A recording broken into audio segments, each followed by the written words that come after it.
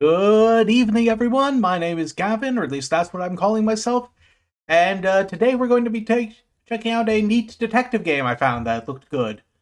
So, a couple things first off. I did adjust the settings for the desktop audio and mic after reviewing some of the footage from Saturday's stream. I was just worried my mic was peaking a little too easily, and my the desktop background noise was too quiet, so let me know if there's any problems there.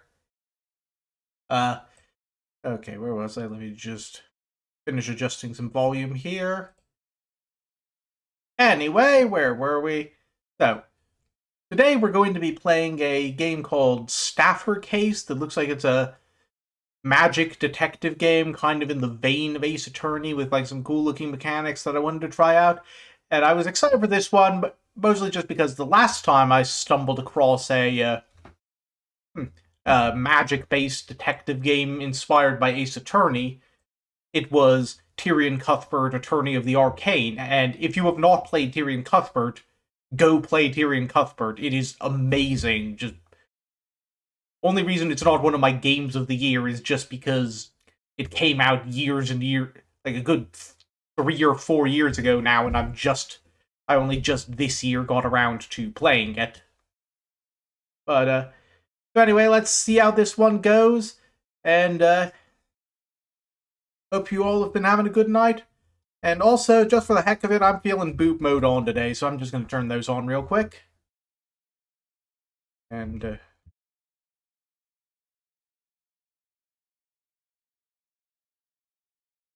up. Hold on a sec, I hit the hotkey right. There we go. Need a couple seconds to kick in. Alright, new game. Let's check the options, see if there's anything we need to fix here first. And, nope, looks like we're good. Alright, let's see what this has in store for us. Here's one. Backstage. Notfrick, an assistant from a small-town detective agency, receives a letter from the Phenomena Bureau. Oh, I guess like phenomena, but it's like mana. Okay, I'm gonna stumble over pronouncing that every single time, aren't I? But he receives that and heads off to London. Ah, great, we're heading to the garbage island. Oh, wait. Oh, yeah, I forgot, that was like a thing in Tyrion Cuthbert too. It's like, you don't have to do them in order if you don't want to. It's just, why would you go out of order? Would you like to skip the prologue? If this is your first playthrough, we recommend you don't skip it. Yeah, no, I'd like to not skip the prologue. I want to know how to play this. Okay, so yeah, it's a mystery game. Take notes for yourself. I should probably have my notepad up here then. Put this over here.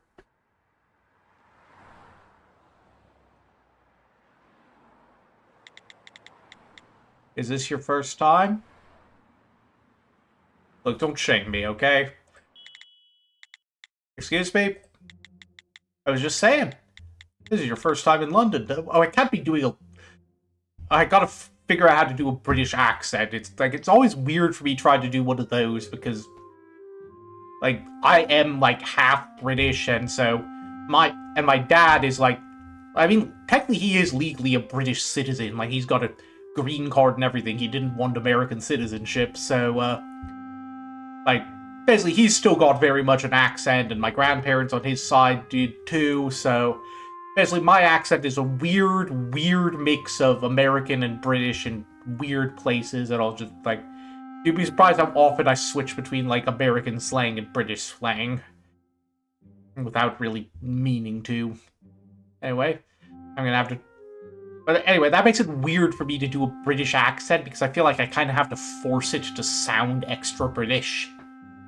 But it's like, it's a London taxi driver. I can't just do it sounding like this, can I? Okay, let's give this a shot. I apologize in advance. I'm gonna totally dice-K this. I was just saying, this is your first time in London, no? Oh god, what am I doing? It is. Why do you ask? Ha! I knew it. And how is it? How does it feel to take in all that London scenery for the first time? Well, it's just as astounding as they said it would be. The buildings, the smoky haze. Well, I haven't seen Big Ben. Wahahaha! Yes, indeed. She's important, Big Ben is. Though I'm afraid, young lad, you won't be able to get a good look at her from around these parts. By the by, that bag sure looks heavy. Planning to be here a while?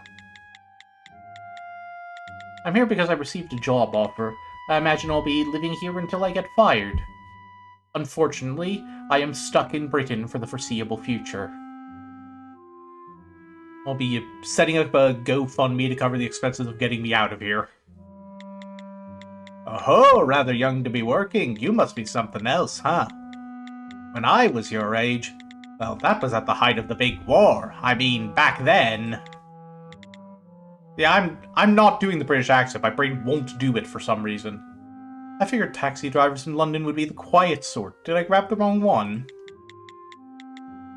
What's the name of this new employer of yours? For another shilling, I'll take you right up to the front door of their building. That's quite alright. In front of the park will be fine. I mean, you're already paying for an expensive cab ride. What's another shilling? Most, like yourself, visiting London for the first time, try to find the way themselves, and before they know it, they find themselves lost in more ways than one, you know? He's pretty much forcing my hand here. If I keep turning him down, he'll probably just keep pestering me. Well then, I'll place my fate in your knowing hands. The name of the place was... What was the name of that agency? I believe it was written on the letter I received from that man calling himself the Detective Chief Inspector. Alright, let's see. Do we got a letter in our pants? Someone has posed a question. Find the clue related to the question within the documents, then press Combine Clues. Ooh, we got the mechanics. Select the clues you wish to use on the enlarged documents, then click the Combine Clues button. Select the document you'd like to check from the list below to zoom in on that specific document. Okay.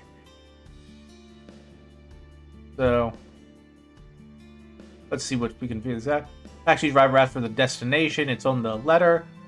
Okay, so basically just take this here. Okay, so how have you been? I'm the Englishman who visited your agency last Easter. Because it's you, I'm sure you'll remember my face. I didn't get to properly introduce myself back then, but my official title is Detective Chief Inspector of a certain government agency. The reason I showed my face at that old agency of yours is that I want to recruit you into our Manna Affairs division. I currently live in London, a city where cases that ordinary investigators can't solve happen every single day.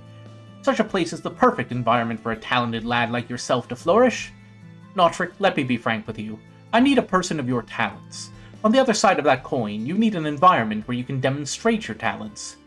I even got your boss's permission for this. She opposed the idea at first, but in the end she understood what was good for you. What did you...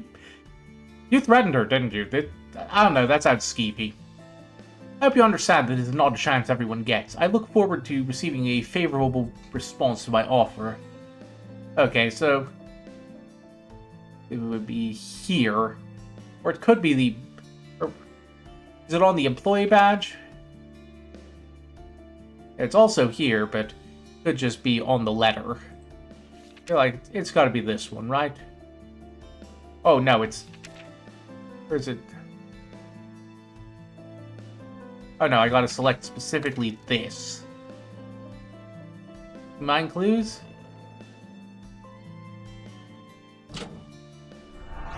Mystery solved, even if it was a mystery of reading a paper. The Phenomena Bureau. I've heard people around here call it the Bureau for short. You know where the Bureau is located, right? If you could take me there, I'd appreciate it. Understood, sir. What's wrong, sir? Something troubling you? No, it's just... You got really polite all of a sudden. You just forget to mind your P's and Q's at times? London taxi drivers always cart around their fares as if they were the Queen herself. I think I get it. Funny, really. Right when he heard me saying the Bureau, his attitude shifted. The Bureau.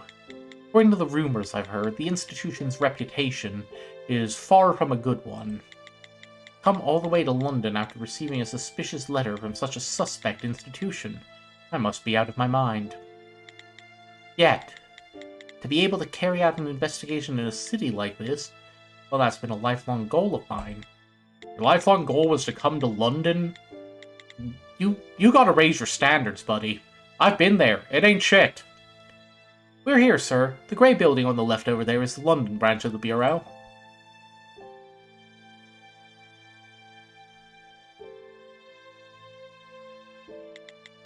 Thank you. You said that this would be 1 shilling. Where did I put the money I exchanged? You might want to check the front pocket of your bag. The front pocket? Ah, it's all right there. How'd you know? Wahaha, such things shouldn't come as much of a surprise. If you intend to stay in London for long, that is. Ah, what's that supposed to? Have a great day, sir. I do believe you'll find this city isn't half bad a match for you. But how'd he know? Logical. I'm going to take that as a win. I have mastered that wasn't even really like basic logic. That was I read a letter. So, this is the Bureau. This will be my place of work starting from today. Compared to the investigator's office, oh hello lady in the other corner there. This place is just floor after floor, straight up. If I tried to catch a glimpse of the top, I bet my head would be touching my back. Am I really going to be working at a place like this? It took me days to get here, but suddenly going inside is the last thing I want to do. That woman. Is she looking at me? We definitely locked eyes, but she isn't saying anything. Or am I just imagining things?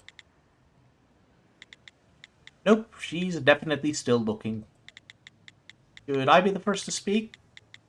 No, because she isn't. You may speak first.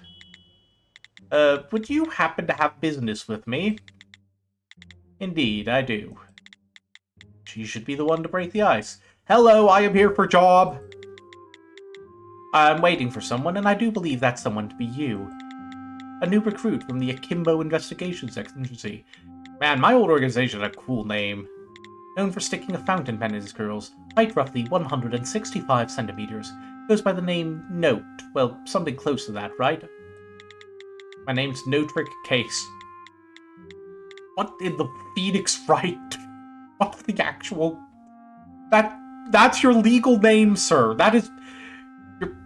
Your parents woke up one day and wrote on your birth certificate. And they finished up at the hospital and they wrote on your birth certificate, No Trick Case. Look, I thought the patrol officer in, like, the one game that whose name was Patrol was a little much, but... You're a member of the Mana Affairs Division, aren't you? That I am. The name's Pandoria Redfids. How is that the less stupid of these two names to me? It's a pleasure to meet you. No, the pleasure's all mine. I'll pass on the handshake if you don't mind. Now that I'm thinking about it, I do remember something about the British not shaking hands all that often. Is that a British thing? I feel like I shook plenty of hands when I was in there. I don't know. It was last time I was there. I was like 13, 12 maybe. And I was unconscious half the time because I was in England and sleeping was the only thing worth doing. Don't take it the wrong way. Just that I'm extremely reluctant to come into physical contact with you in any way. Notebook, did you bathe this week? Wow, you're right, I almost did take that the wrong way. As you could say, I suffer from mesophobia. It's a bit of a bother, but you'll just have to put up with it. That's fear of germs, I think. Just have to put up with it. I mean, it's really okay to have a detective who's scared of germs. Okay, I'm right. Yay, big brain. Well, enough with the introductions. Shall we head inside?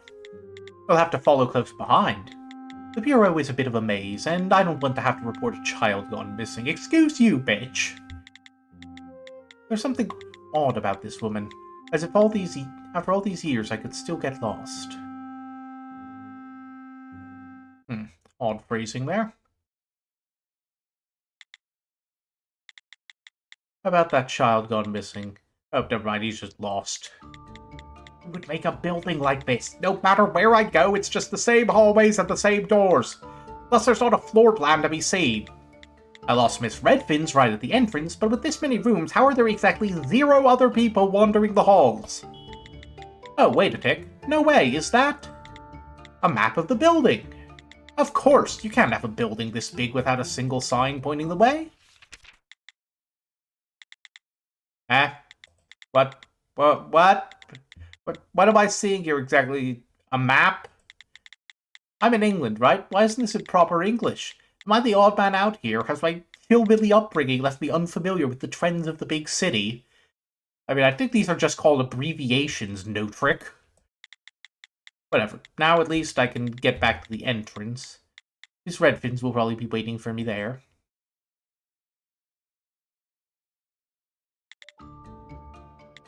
This map. It's here because someone's able to read it, right? Then maybe the writing on here must be a unique code that only the employees here can make sense of.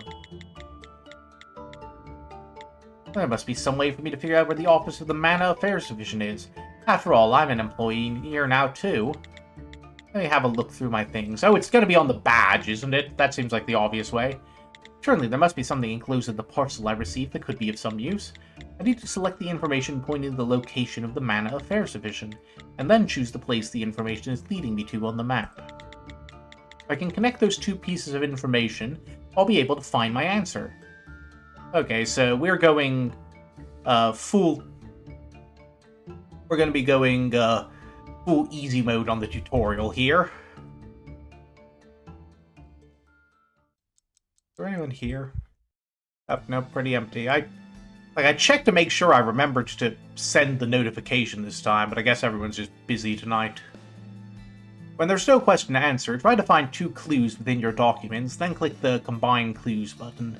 Pinning a document allows you to examine 2 documents at once. Pinned documents cannot be unselected without first unpinning them. Documents with clues selected are automatically pinned. Okay, so seems pretty straightforward. Let's pin this. NA01. Oh, wait, no, don't pin that. And then over here, NA01. Let's just combine those here. Like, again, I feel like... On one hand, I feel like these aren't puzzles, this is just basic reading comprehension. But on the other hand, I feel like it's 2024. For most people, basic reading comprehension is a puzzle.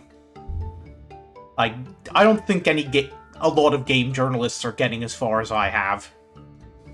The code on my employee ID badge is formatted in a strikingly similar way to the codes on this map. Also, the name of my department is written right above the code, Mana Affairs Division. Would that make these letters and numbers the unique code assigned to our division? The same code is written on this room of the map. Then maybe that's the Mana Affairs Division. That certainly seems to be where it's pointing me. This is the most words I've ever seen someone use to say, oh, maybe the maybe the code on my ID card corresponds to the code on the door I need to enter. Seriously, was it the door right in front of me this whole time? I feel like I'm the supporting actor on a new TV show. You aren't even the supporting actor at this point. You're the guy on Law and Order who's like carrying boxes around and while answering questions. That is how dumb you are. Well, I guess I should head inside. Excuse me. This is gonna be a long one until it kicks up, isn't it?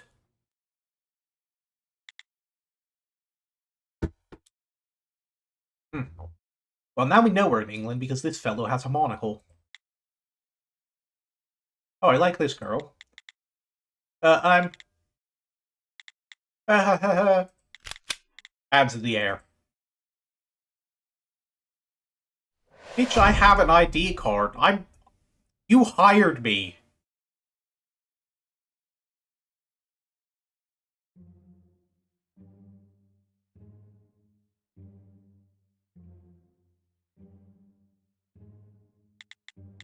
So, just like that, I found myself here. Makes sense for a rookie. Your accent is rather unique. You're not from around here, are you? Nope, I'm from New Mexico. I worked for a private investigator down there. New Mexico? Then perhaps you'd prefer a cup of my finest black tea on ice. Thank you, but I prefer something drinkable. Sorry, but could I get a coffee instead of tea? Oh, yeah, it was nice knowing you, Doctor. Your, execution's gonna be on Wednesday, I think. Of course, it's been a while since we brewed it, though, so it's probably gone stale. Let me brew you a new pot. That's alright, even stale is fine with me. I didn't catch your name. Couscous Brian at your service. Okay, fine, you win the stupid name off. Or Caucasus? I don't know. What on earth? During our cases, I'm the man in charge of investigating the scene of whatever incident has taken place. Ah, thank you. Detective Brian, how should I put this? I'm sorry to be such a bother, but could you ask your colleague to put away her revolver? Like, I mean, I am from America, so I'm used to this by this point, but the fact that she keeps ominously spinning it while talking about having enough bullets to kill anything that moves, that gets me a little put off. Ah, this revolver. There are many like it, but this one is mine. You don't need to let it worry you. I'm just following protocol. So you're not going to shoot me? Ha ha ha, the name's Thana Hervinus. My change is Interrogations. Just call me Thana. Nice to meet you, Detective Thana. That wasn't an answer. But again, you're not going to shoot me, right? Would you like the honest answer? No. Sorry to doubt you, but until the detective sergeant gets back and is able to confirm your identity, we'll be saying just like this. Bitch, you sent me the ID card! The Bureau is strict when it comes to security. More importantly, I hope this coffee is to your liking. As well as the arsenic, you filthy coffee-loving American swine. What's that? Nothing. In the spectrum of life and death, the taste falls somewhere in the middle. Mediocrity. It's a taste I'm accustomed to, I think, at this point. Quite an abstract way of describing it. Actually, I find the description to be quite on the money. So, when is this sergeant of yours supposed to get here? Didn't you meet her outside a short time ago? I'm back. Miss Redfins? No way. Though by sergeant, they mean... Indeed, that's me. I mean, isn't that something she should have led with? How'd you find your way here? I went out looking for you, but I had no idea you'd find your way here before I could catch up. I found the place by comparing the code on my ID badge to the codes on the building's floor plan. Your ID badge? Oh, you noticed the department codes. But, why are you sipping on that cup of coffee at gunpoint? Well, because my alternative was sitting here awkwardly at gunpoint. And not getting any caffeine. I was just about to bring that up. Looks like you've been cleared of suspicion. Excuse us for that. Yeah, sorry. We just about held your welcoming ceremony and your farewell ceremony at the same time. Well, there's a joke I can't laugh at. Sarge, this is all sort of sudden. I haven't heard word of a new recruit joining us. I only heard word 20 minutes ago myself, from the Detective Chief Inspector, no less. Of course, I wouldn't expect any different. Still, we should be thankful for the extra hands on deck. It's been just the three of us for 2 years now. You've all had a chance to introduce yourselves, right? Our friend Note here is going to be joining our investigation team starting from today. It's no trick. No trick case. Right, I'll keep that in mind, Note. Call me what you will. Now that I'm thinking about it, we haven't heard about the most important thing yet. Most important thing? I'm talking about your skill. What is it? What can you do? I can compare basic documents together to reach conclusions that are apparently difficult for everyone else in this universe. My skills? Well, I haven't really learned any special skills. And honestly, this is my first time leaving my hometown. I once... sorry, I had a joke and then I lost it. Huh? Ah. I do have a license to operate heavy machinery. Oh shit, he's forklift certified. Game over, we're good. You must be joking. I guess they wouldn't need that, huh? Heavy machinery. I'm just asking this to be certain. But, Mr. Case, are you not a staffer? No, I'm not. What? Is that going to be a problem? I see. Well, it's less of a problem. And more like, you're fired. Hey, real quick, it's, Lieutenant, what's British for discrimination lawsuit? Excuse me.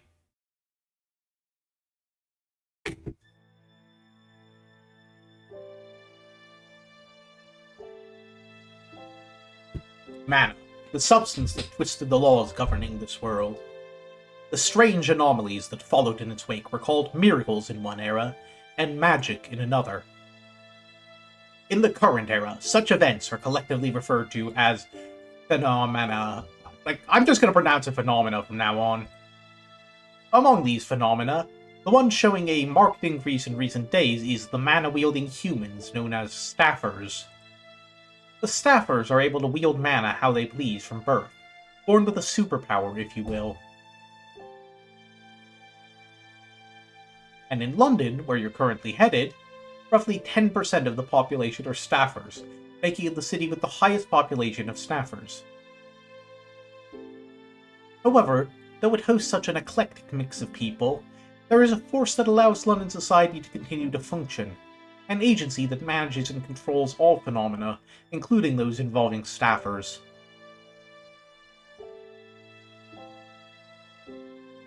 That agency is none other than the Phenomena Bureau, commonly referred to as the Bureau. No, Trick, I know it's in your nature to be unable to leave a riddle unsolved, so I won't try to stop you from going to London.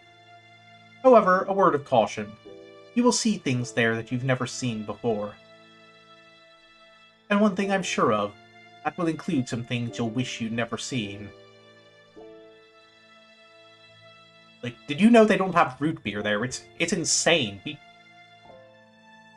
Like, that has to be like a war crime, right? Like, they don't like root beer. They're not human.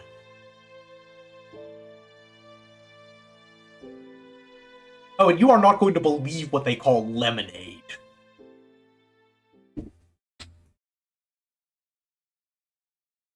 Mana Affairs Division. Time, I'm not reading that shit.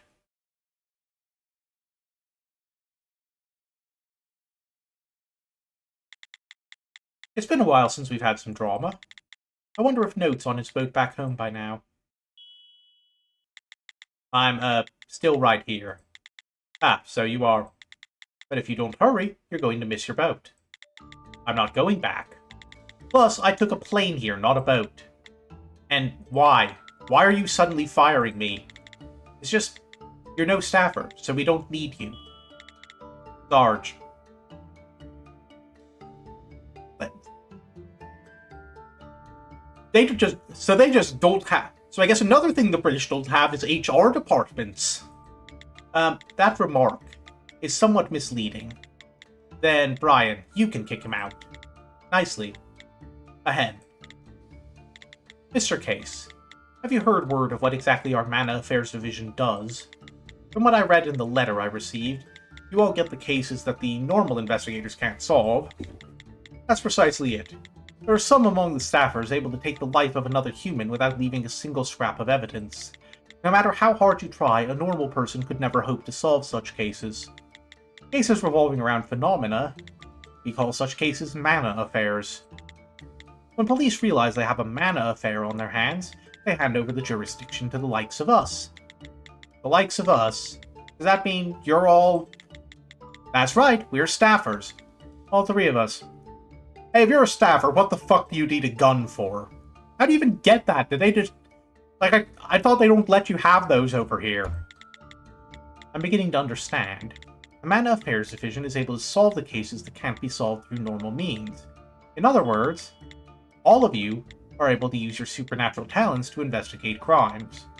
The phenomena you would label supernatural talents we call skills. Calling it supernatural or magical makes it sound a bit cultish, don't you think? Well, I mean, it's an isolated organization that you don't let anyone into, and seem to be based around thinking you're better than the rest of us, so I'm going to say yes. I see. When she asked about my skill before, that's what she was asking about. You're starting to catch on, huh? No matter how fast your brain might work, or how well you drive heavy machinery, friend, there are just some cases that can't be solved through ordinary means. There are some staffers who go invisible, and others who can teleport. You can't say with confidence that you'd be able to catch such criminals, can you? Oh, I see you've made it all right. You've made quite the long journey, Mr. Case. Actually, I guess that's Detective Constable Case now. Here's the man who reached out to my old investigations office, scouting me out as an addition to his team of detectives, making him the... Detective Chief Inspector, sir? Ah, this is our first chance to be able to talk face-to-face, huh? Not really, sir. You are standing directly behind me. Your sunglasses eyes are boring directly into the back of my cranium.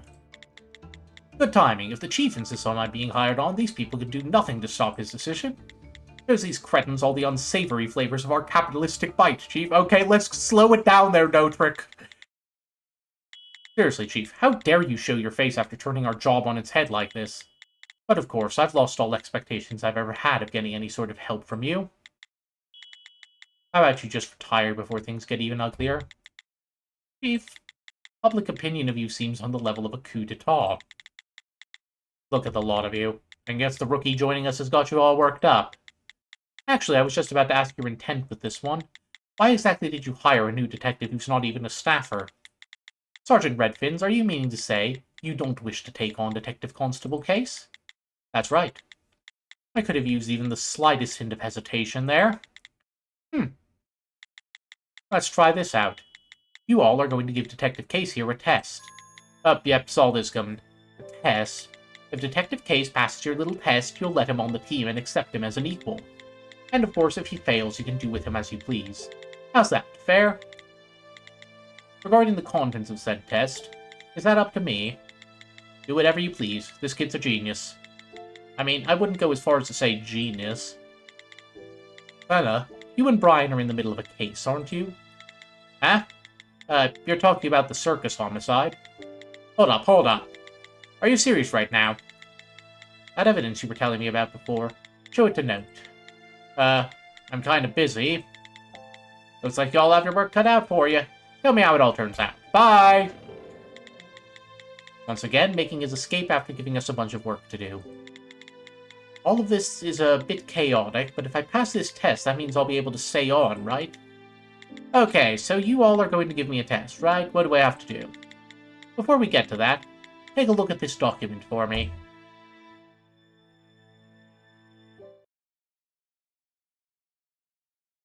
It looks a lot like a black TV screen. Oh, there we go. Okay. Julia Geller. What sort of document is this? Who's this a picture of?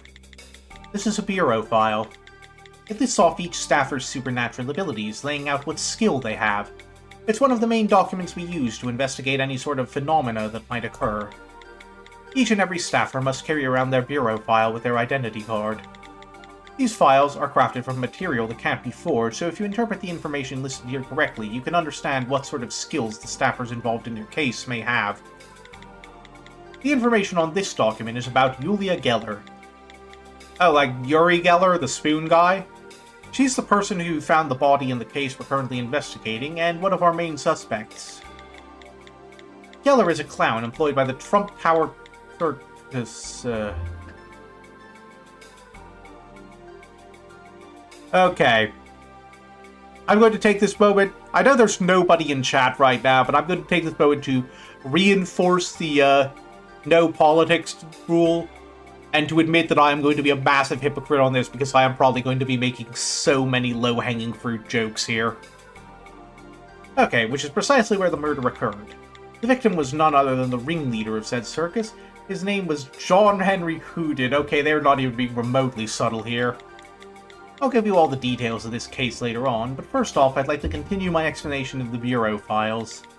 Under the staffer's name, we've got the name of the staffer's skill written out. Geller's skill is what the Bureau has named Indiscernible Object Manipulation. What sort of skill is that? The name doesn't really spell out what that entails. According to statements gathered from those who know her, her skill allows her to manipulate objects through some unseen force. Oh gee, thanks! Basically, she's got telekinesis. Okay, that's a little clearer. So why can't she just write telekinesis? Do you think it's somehow more professional to describe her skill like this? We'd never do such a thing. And don't you think you're being a little harsh? There are over 1,000 staffers able to move objects without touching them in London alone. We have to take an academic approach to the naming, because filing them all under such overarching words as telekinesis does nothing to distinguish these subtleties of their skills. You can usually infer what sort of skill a staffer has by the name listed on their file, though there are occasional exceptions like this one. So if you can't understand from the name of the skill, like this one, you won't be able to understand what the staffer's skill is. In cases like this, details about the staffer's skill can be found out through the course of the investigation. Julia Geller has been using her skill to perform acrobatic stunts at the circus, so it was easy to find out that her indiscernible object manipulation equals telekinesis. Okay, we're getting some ground rules here. If that's the case, I'm not sure why we even have these files, but anyway, I follow. And how about we take a look at the bottom part? Threat level. The threat of each staffer is ranked by the risk posed by his or her skill. If they pose no threat, they're labeled unarmed. If the risk of harm is that of an edged weapon, they're labeled Bowie. If they pose the same danger as a small firearm, they're labeled Colt. The threat of their skills are all compared to weapons. Staffers with a high threat level may have some restrictions placed upon them that could interfere with normal life. Julia Geller is rated Colt. Does that really mean her skill is as dangerous as someone wielding a pistol?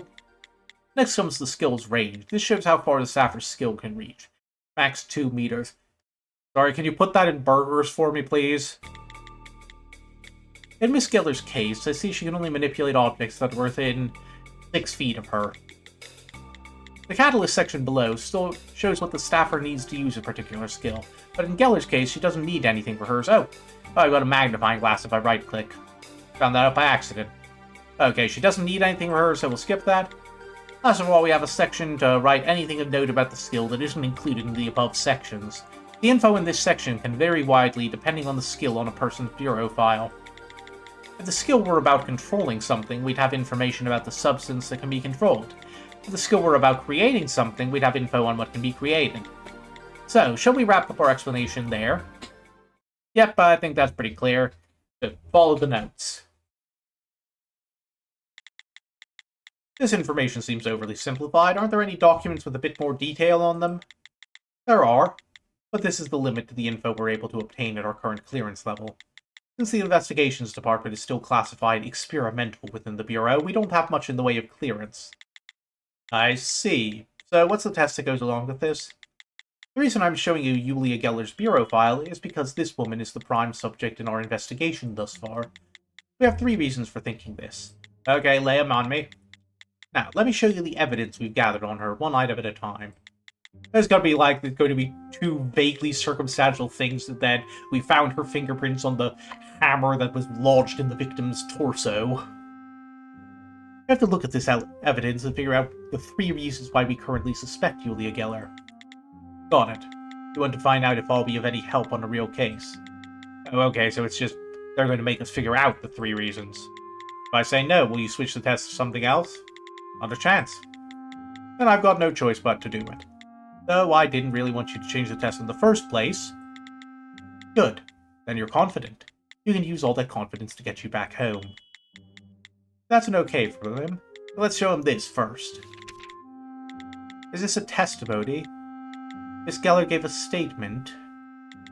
The name of the witness is Julia Geller, and the document seems to be explaining the circumstances of the witness finding the body. At first glance, it looks like an ordinary witness statement, but this part... This column. It says heartbeat. What's that mean? Oh-ho, he's pretty sharp, huh? About the abnormal heartbeat column. It gives me a place to check when I detect a change in the witness's heart rate. The witness's heart rate? Much of the evidence collected by the Mana Affairs Division is acquired using the skills of the investigators, and this is a special witness statement written using my own special skill. My skill is precision vibration detection. When any potential suspect makes a statement, I use my skill to keep track of their pulse. Using skills to collect evidence and fill out documents, then what's it mean when you record that the witness had an abnormal heartbeat? When I detect an abnormal heartbeat, it's for one of three reasons.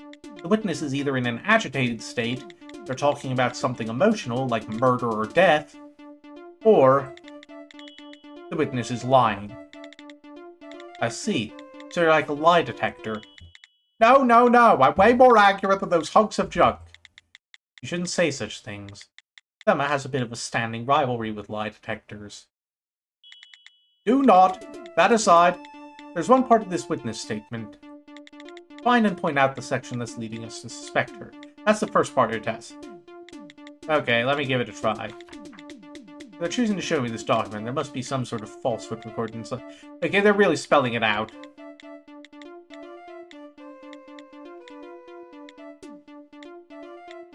Yeah, so it's a pretty easy thing. I'm just going to speed through the tutorial part here. It's pretty obvious to figure out. There's 2 times there's a weird heartbeat detected. They said that the reasons there might be a weird heartbeat is because they're talking about something like agitated, they're lying, or they're talking about something that's not fun to talk about, like death or something. And this one, they're talking about killing and death. This one, they're talking about bringing him coffee. So, unless she's really agitated about coffee, it is probably this.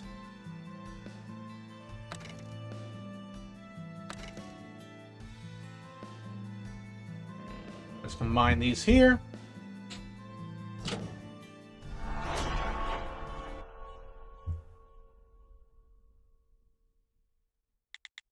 This part of the statement is a bald-faced lie. Oh, that was a quick answer. Shall we have a look? Why exactly do you think this part is a lie? Pathetic. No, it's not like that. We don't know if he just got lucky. We can't pass him until we get a convincing explanation of why. True. I have to explain my reasoning behind the thought. This witness statement contains 2 instances of abnormal heartbeats. The second part where she visits the crime scene to bring coffee, and the 4th part where she denies committing the murder. If the 4th part denying the murder were the lie, this would be an open and shut case. However, since she used the emotion-laden word kill in the 4th part, there's a high likelihood that her heart rate would spike anyway. In other words, it's hard to figure out the true reason behind the abnormal heartbeat there. You detected an abnormal heartbeat, but that doesn't necessarily prove that this part of the statement was a lie. You catch on quick. However, unlike the 4th part of the statement, she doesn't use any sort of emotion-provoking words, and there's no part of it that's worth getting worked up over. Yet you detected an abnormality in her heart rate, meaning this part of the statement is a lie. In other words, Julia Geller did not visit the crime scene to bring coffee to the victim. That's quite suspicious. That's right, you found our answer. Okay, we're still kind of easing in here. We just kind of got to get through the tutorial chapter.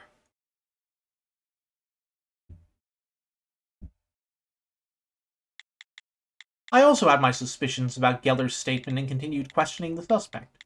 Here are the results of my interrogation. Another statement. Just from one look at the document, I can see your witness got very worked up. Okay, let's look over the... Well, I'm just going to kind of read through the dialogue and then we'll wait to actually look over it properly. That's right, when a witness is excited or agitated, I detect strange heartbeats whether the statement is true or not. We're unable to tell whether the testimony is true or not with this document alone. At times like these, we've got to bring in some other evidence. So, I think I'd better take over the explanation from here. Don't go getting smug just because you beat me. Out of the 3 of us, I'm the runt of the litter. I'm not. How was I smug? Plus, that wasn't exactly something to win or lose over. You already called yourself the runt of the litter, so why not accept it? Pathetic. Shut up, people always pick winners and losers. Hurry up, Brian, and show them the data you got. Alright, I guess I will. I do hate to judge others, But that was a problem I simply couldn't overlook. I do hope you understand. Here you go, Case. Your second test. This must be a photo of the crime scene. The person slumped over the desk must be the victim of the case we're investigating. Also, we're currently saying Julia Geller is our prime suspect, right? The picture of the victim. Was the cause of death this blow to the head? What's all this green ink, though? Those are the pieces of trace evidence left behind at the scene of the crime. Fingerprints, footprints, scratches, and more. We've got all sorts of forensic clues. My skill is to accentuate various clues so that others can easily see what they are. Using my skill, I can make records of the clues I find on the photos of the crime scenes like this. We call them trace photos. You know, you guys are acting really high and mighty for, like, about your skills, and one of you is a lie detector and the other guy is a green highlighter.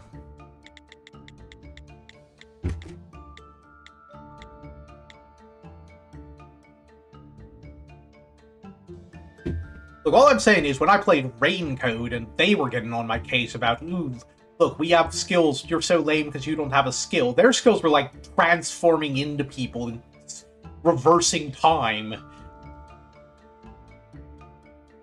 A skill to find clues. Besides just staffers, this might be possible for anyone to do given enough time. Yet perhaps. It's not just about finding evidence either. The time the trace evidence was left is written here too. Okay, fair, that one's on me for getting being a bit too quick to make fun. Nice catch. My skill makes clues appear to shift in color and brightness depending on how much time has passed. I then analyze all of that information and determine when each trace was made or left. Okay, I'm sorry, Brian, I jumped up your case a little too quick. So he organizes all that information to produce these trace photos. That would certainly help out an investigation. Back to the point, this trace photo contains a piece of information that contradicts another piece of information.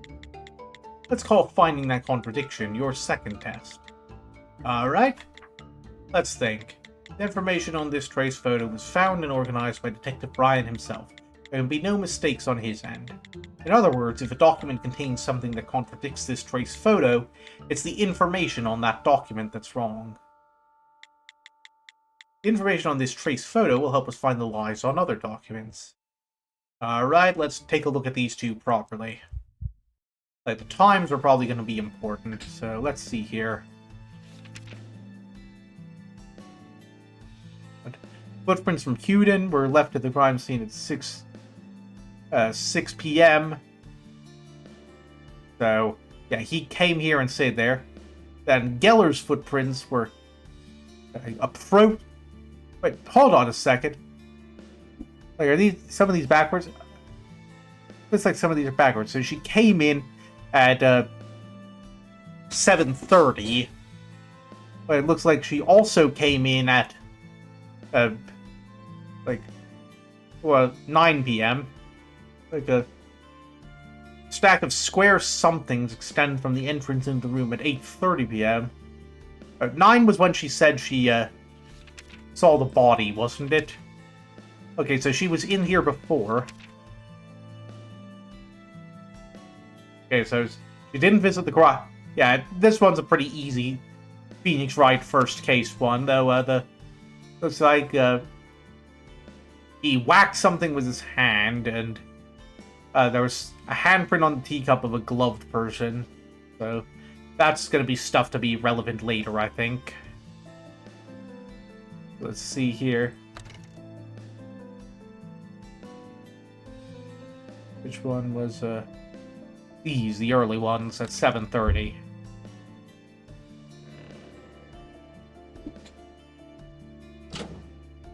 Locked in.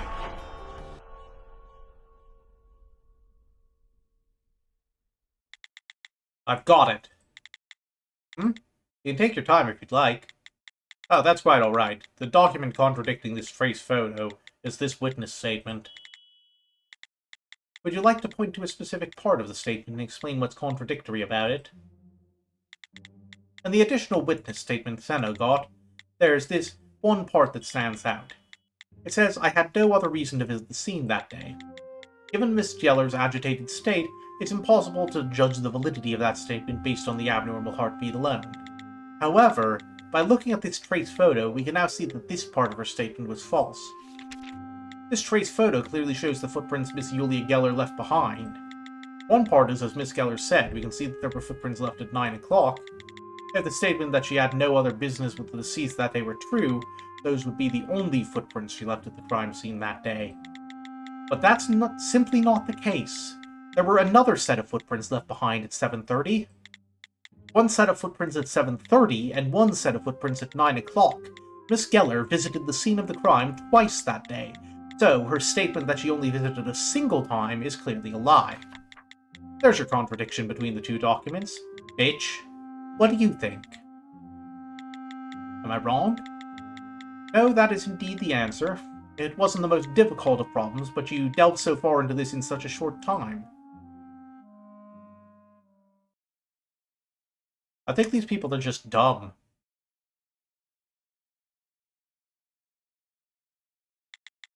As you said, Julia Geller did visit the crime scene at 7:30.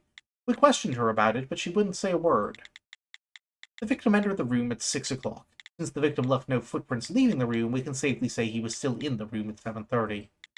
We don't know exactly what happened inside the room at that time, but it was certainly nothing to write home about. So that's why you all suspect Miss Geller to be the culprit. Well, there's that, but also Julia Geller is the only person who could have committed this crime in the first place.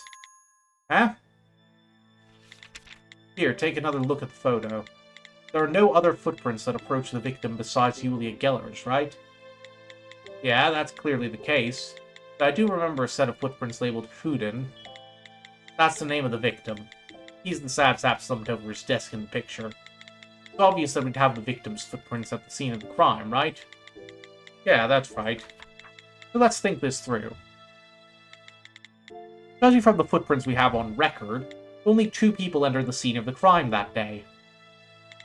The victim, Jean-Henri Huden, and our suspect, Julia Geller. As you can see from the picture, a bunch of water was spilled at the scene of the crime.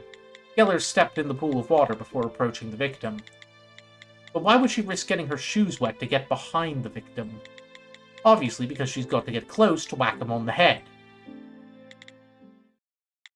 Then, if you keep going, we'll have nothing for the third test. Eek! I got sort of carried away there, but I'll cut it out. Sorry everyone, I just couldn't rein in these fantastic reasoning skills of mine. So, what's all that mean for my test? Unfortunately, since our investigation is still in progress, we've got no more information to show you. But until our investigation continues, we have no choice but to stop the test. Now, I'm going to say it here, it seems like a lot of not all, there's circumstantial, but a decent part of your reasoning is based on the idea that someone would be hesitant to get their shoes wet in England. The ground outside is 80% liquid at any given time. There are 2 kinds of climates in winter in England. Rain, going to rain, and drowning. There's so many... Sorry, I should have said 3, but I thought of the third one in the middle. Sarge, if I may change the subject for a moment. This case, I don't think it calls for further investigation. What do you mean? At the current juncture, we can say with near certainty that Julia Geller is our culprit. Rather than pressing forward with further investigation, let's hand this off to the police and turn our focus to our other cases. Oh, I definitely agree with you on that. We're practically drowning in cases we haven't even touched yet.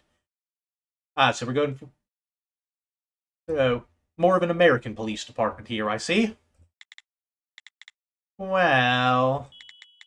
I can't agree with you all on that. It's quite natural to point the finger at Julia Geller as your prime suspect, but I think Detective Thena overlooked a piece of information during her explanation of her third reason for suspecting Miss Geller. Huh? What? Do you mean my rationale wasn't spot on? You overlooked something? What might that be? She did. Generally speaking, her logic would be correct. But since this is Julia Geller we're speaking of, we must say that Thena's logic doesn't hold water. Oh, obviously.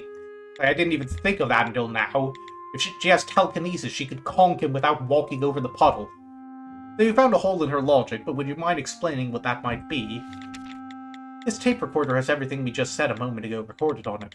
Print out the part that stands out to you. After you print it out, point out which part of the transcript seems odd. If I just press this print button, I select the part of the printed transcript that stands out and use it in connection with another piece of evidence. If I want to defend the argument, I'll say I support, but if I oppose the argument, I'll pick oppose and connect it to the piece of evidence to my opposition. Okay, so we're getting more mechanics here. But yeah, I think we've already figured this one out, probably. Yeah.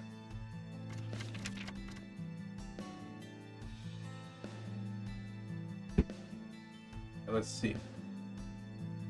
Pose there. Let's see, what do we... Where's the bureau file?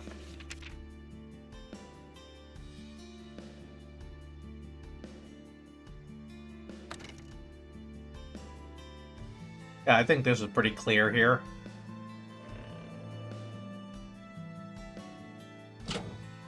Yeah, I was worried it was going to be something I had to pick a specific part of that thing to get the message across. Like, I was supposed to pick the power itself instead. It's the part about Julia Geller risking her shoes getting wet in order to get close to the victim. You thought the reason she might do that was to whack him on the head, right? Right. If there's a puddle on the floor, you'd normally just take the long way around it, no? But her getting so close to the victim is something we can't really... explain without assigning the action some sort of special reason. Right, I agree. However, she might not have approached the victim with the intent of killing him. What are you basing that assumption on? The suspect's skill. Her skill? Indiscernible object manipulation. It's a rather peculiar name, but you said it's basically just telekinesis, right? She's able to use it up to 2 meters away. For a person with the ability to wield such a skill, would she even have to approach the victim to hit him in the head? Ah! As you all said, such circumstantial evidence regarding the suspect approaching the victim would only add more suspicion to the accused, under normal circumstances. However, that's not the case with Julia Geller. Our suspect wouldn't need to get that close to the victim. You're right! With her powers of telekinesis, she wouldn't have to approach her victim to hit him 100, no, 1,000 times. I don't think she'd need to hit him that many times. She had no need to approach the victim, yet she approached him anyway. Assuming Miss Geller is the culprit, it's a rather unnatural action for her to carry out. As things stand, we cannot conclude that Miss Geller is our culprit. Still, there's no way we can say for sure that our culprit used any skills. Maybe they forewent skills in favor of an ordinary blow. Yet, we can't say for certain that no skills were used either. Plus, you say the floor was wet, right? With wet shoes, you'd have no idea what sort of footprints you'd be leaving behind. In fact, Julia Geller's footprints being left at the scene of the crime led both Detective Thena and Detective Brian to suspect Miss Geller. Would a person looking to commit a crime take that risk? Especially if she had the means of killing her victim without getting close to him. It would be more odd for her not to use her skill. It feels good to be a genius.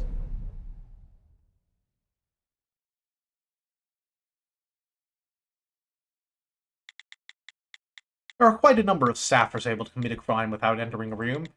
It's true that Julia Geller is still suspect, but as long as there are doubts to be raised, I believe this case must remain open. I think you're right about that. If Geller wasn't our culprit, we'd be in a real pickle. I apologize for having brought it up. Recently, the amount of cases assigned to our department has increased remarkably. I must have grown impatient. We needn't worry about that now, though, right? After all, we've got another hand on deck now. Sergeant? Does that mean? Honestly, I was thinking I'd fail you and send you home no matter how you did on the test. You snake in the grass. However, you've grown on me a little. That may be true for me, but are there any objections from you two? He spotted a flaw in our logic. I can see no reason to object to his joining up with us. Hear, hear. Well, we have a leg to stand on if we did. Andy, did you know our reasoning was so far off? Well, it is sort of a basic line of reasoning in a mana affairs investigation, so much so that ignorance of the fact borders on moronic. I apologize for being so much of a dimwit that I missed something so simple. I'm so ashamed of myself.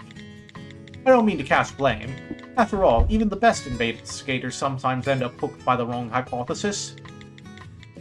The important thing is that we correct the faults in our logic. This is just a theory of mine, but what's more important than finding the right way immediately is the ability to turn around when you're on the wrong path. And Note just proved that he has that ability. So, we're a little late in saying this, but welcome to the Amana Affairs Division. Note. No need for the pleasantry. No, I'm going to gloat so much about this. Oh, look who's useless now, bitch! Pleasure's all mine. Though you're right, though, it's a little bit late. Well then, we'll have our welcome party later. For now, shall we get ready to head out? Head out? Where to? Where do you think? To continue the investigation. We're off to the scene of the crime. Trump Tower Theater. Ooh, it's gonna be the best theater. Biggest theater you've ever seen. People come up to me all the time and tell me it's the biggest theater ever, best theater ever. They have all the best films there. We have Morbius, we have Morbius 2, we have Morbius 3, we have Morbius 4, the controversial reboot of the franchise. We have Morbius 5, back to the Morbius. At some point, this stopped being a Trump joke and started being a Morbius joke. Oh, this is annoying. There's a mountain of paperwork in here, so I've only got this tiny space crammed up against the window. We're on the move a lot, so I tend to keep all of our case files in the car. But then one day I realized there were more case files in the car than in the filing cabinet, so I just moved what was left in the cabinets to the car. The place you're sitting now was originally used to store all of the files on thefts and robberies. I'm pretty sure seats were originally created for people to sit on.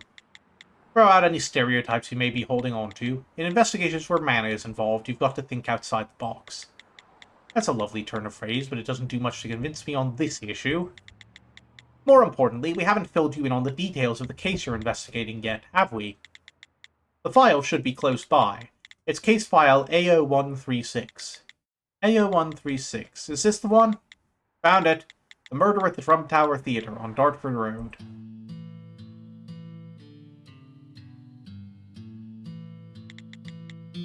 The body was found inside the theater in the office of the victim at 9 p.m. on the night of October the 29th, 2 days before Spooky Day. The first to discover the body was Julia Geller, an employee. The victim's name was Jean-Henri Houdin. He was the ringleader of the circus located at the Trump Tower and the owner of the small theater within said building. The cause of death was due to a blow to the back of the head. The force of the single blow was enough to shatter his skull. Besides the victim, there were only 3 other people able to gain entry into his office at Trump Tower, the scene of the crime. The police named all 3 people as suspects before beginning their investigation. Well, there was one other guy, but he kind of claimed immunity. All the employees of Trump Tower are staffers, and they have been using their skills during their circus performances. Thanks to that, it didn't take long to figure out what those skills might be. There's the clown, Julia Geller, with her skill of telekinesis. Then comes the magician, Frederick Vernon, gifted with the skill of flames. Finally, we have the acrobat, Oz Aston, with her skill with ice. As the first to discover the body, Julia Geller became the prime suspect, but it's difficult to pin the crime on her. That's because the murder weapon was never found. No suspect was found leaving the scene of the crime. Oh, it's got to be the ice girl, right? Like, they melted the murder weapon, and that's why there's a pile of water on the floor. No suspect was found leaving the scene of the crime, yet they weren't able to find anything resembling a murder weapon within the theater. That's like rule 1 of murder mysteries. If there's an inexplicable puddle of water on the ground, something was made of ice there. On inspecting the body of the deceased, there was no question that the murder weapon was large and heavy. It would normally be impossible to hide such a weapon. It was then made clear that one of the staffers used a skill to carry out the murder. That's when the police classified this as a phenomena, and the case was handed over to the Mana Affairs Division. A disappearing murder weapon. Finding that may be the key to solving this case. If you're done reading up on everything, get ready to go. We're almost there. Seems like Thena and Brian beat us here, seeing as their car is already parked. I ordered them to secure the suspects and prepare them for questioning. Note, you come with me to the scene of the crime. I need you to help me until those 2 get done with their job. Alright. It begins. My first investigation with the Mana Affairs Division. A phenomena. Seemingly impossible incident involving the supernatural. Yet there exist clear rules that these supernatural powers and events must follow. Everything is documented. I can't forget that. Okay, so I feel like most of that was just the prologue, and now we're getting into the actual chapter 1 proper.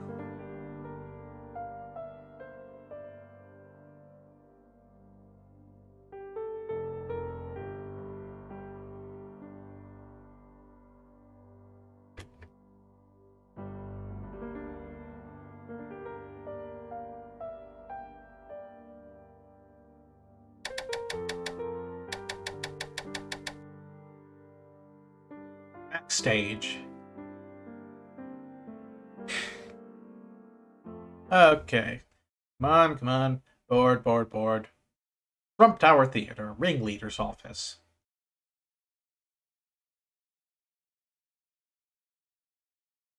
I feel like that title card takes way too long to close. This is the scene of the crime. The office of the victim, Hewden, also listed as the lounge. Quite luxurious for a lounge.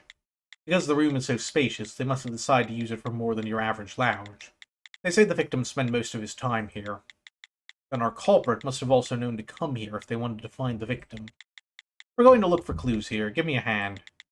But I thought Detective Brian already finished his investigation in this room. Do we really need to do a second sweep? We do. Just like there are certain pieces of trace evidence only Brian can see, there are other clues that will only show up for me. Come to think of it, I haven't told you my skill, have I? Now that you're saying so, I guess you're a staffer too, huh? What other sort of skill might you have? Contact memory recall. I can read the memories of items with a single touch. It's commonly known as psychometry. You can read the memories of items? I don't really follow. I think it might be better to show you. You see that teacup on the table? Yeah, of course. I have a great deal of suspicions about that cup. Is that so? Indeed, it was right next to the body, meaning it could have been poisoned, no? But wasn't the victim bludgeoned to death? So, I shall read into the memories of this suspicious teacup. She's just ignoring me now. Good, I've read them. You're already done? You use your skill? What, did you think I was going to start glowing whenever I used my skill or something? That's a rather ugly stereotype people have when it comes to staffers. The thought never crossed my mind. You probably didn't sense a thing. But just a second ago, the events this cup experienced the past 72 hours just flashed through my mind. And out of all the events of the past 72 hours, one or two memorable events remain planted in my brain. Memorable events? For example, with this particular cup, it's worth noting that not a single memory of someone's lips touching the rim of the cup remained.